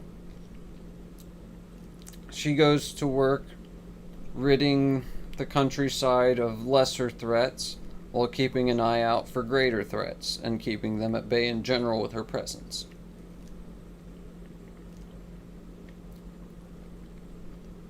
And Firin attacking the village a third time is no longer going to be a thing.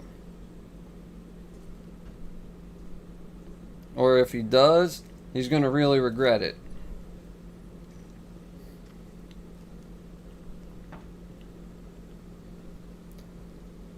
And is there anything else we'd like to do? Aaron's gonna go check on his adopted daughter.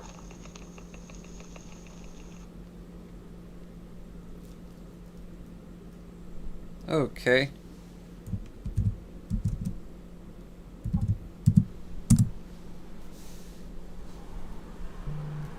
Ha ha ha, Aaron's child doesn't follow him around. Aaron's child's from the film. She is ecstatic.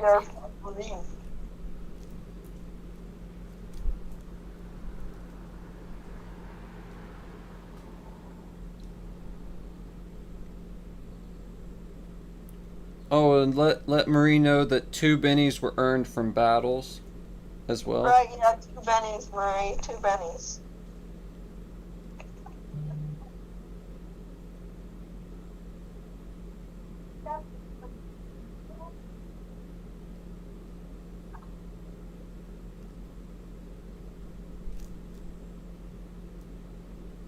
What's the stat? 4 XP, 2 bennies.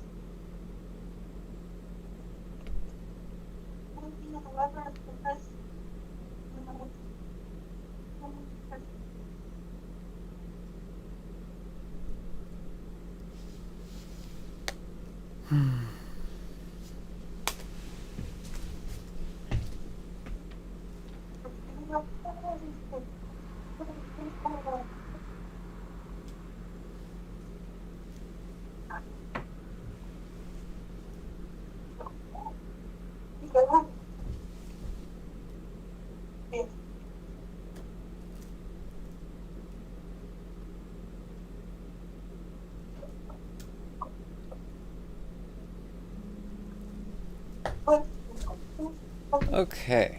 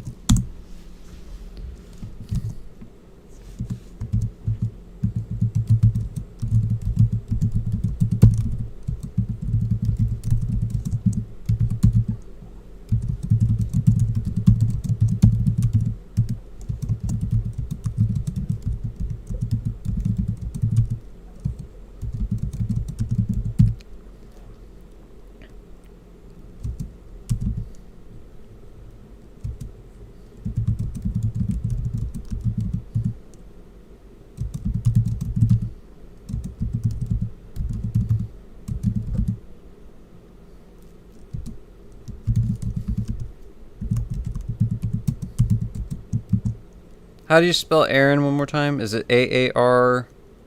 No, it's E-R-A-N is how he spells it. Okay.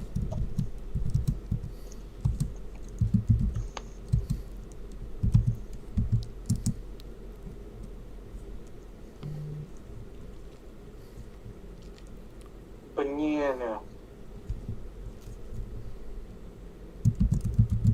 Firen is F-I-R-E-N, just to make sure. F-I-R-I-N. Oh, I'm sorry. Thank you. Firen. Firen. Okay.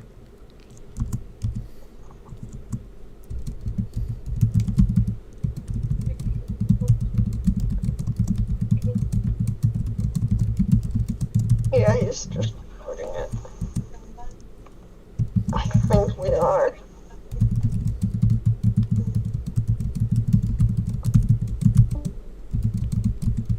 Magical simulacrum. Okay. New pact with. I think we're going to food. Okay. Good night. See y'all.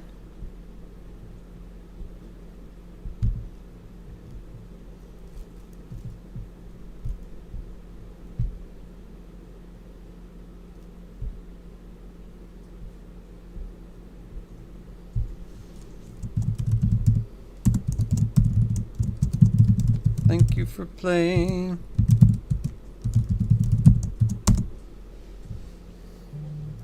And thank you all for watching. I will now sing an outro.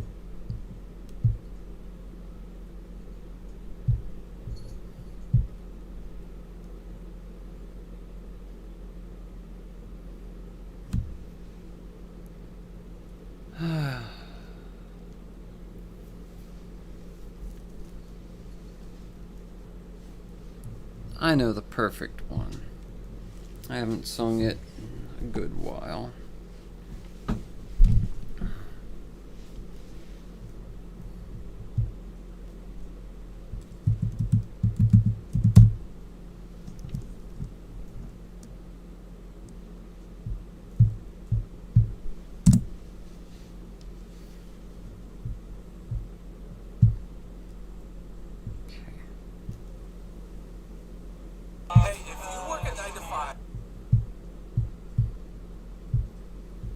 Yay, commercials.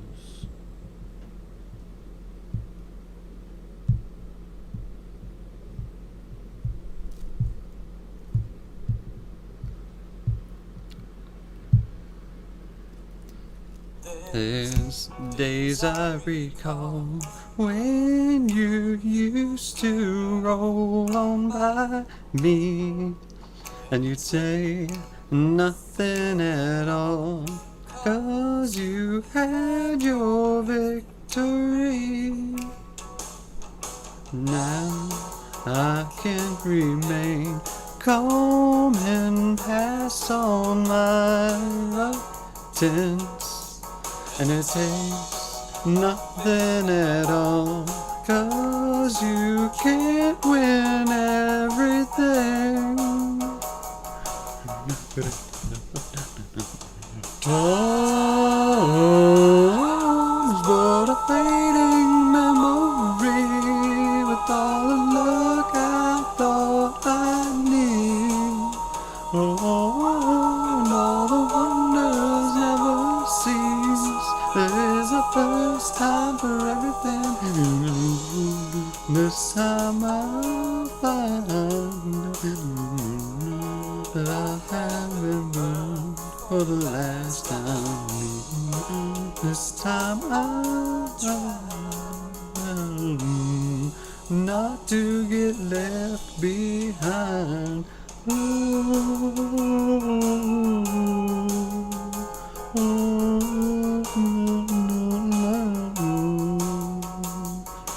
Now I take it slow and relinquish my devotion, and remain hopeful at all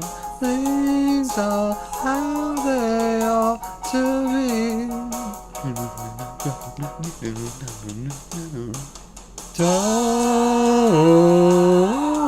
but a fading memory of all the luck I thought I'd need. Oh, and all the wonders now cease. There is a first time for everything. This time I'll try that I haven't burned for the last time. This time I'll try not to get left behind.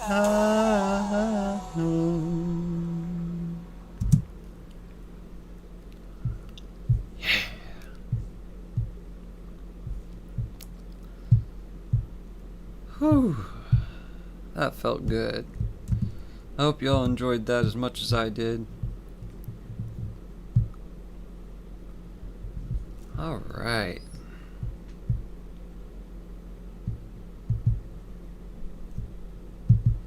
Well, that seems to be it. You all have a great day. I'm gonna get myself ready to go do some hero work I can't record. Cleaning up the mean streets of St. Mary's from super villains. Not really, but yep. Thank y'all again for watching. Chris Martin 424 signing off. Just hoping you all have a great day, a great evening, or whatever time you're having. I hope it turns around if it's bad. Just hoping things go better. Good luck on your sides. See you next time.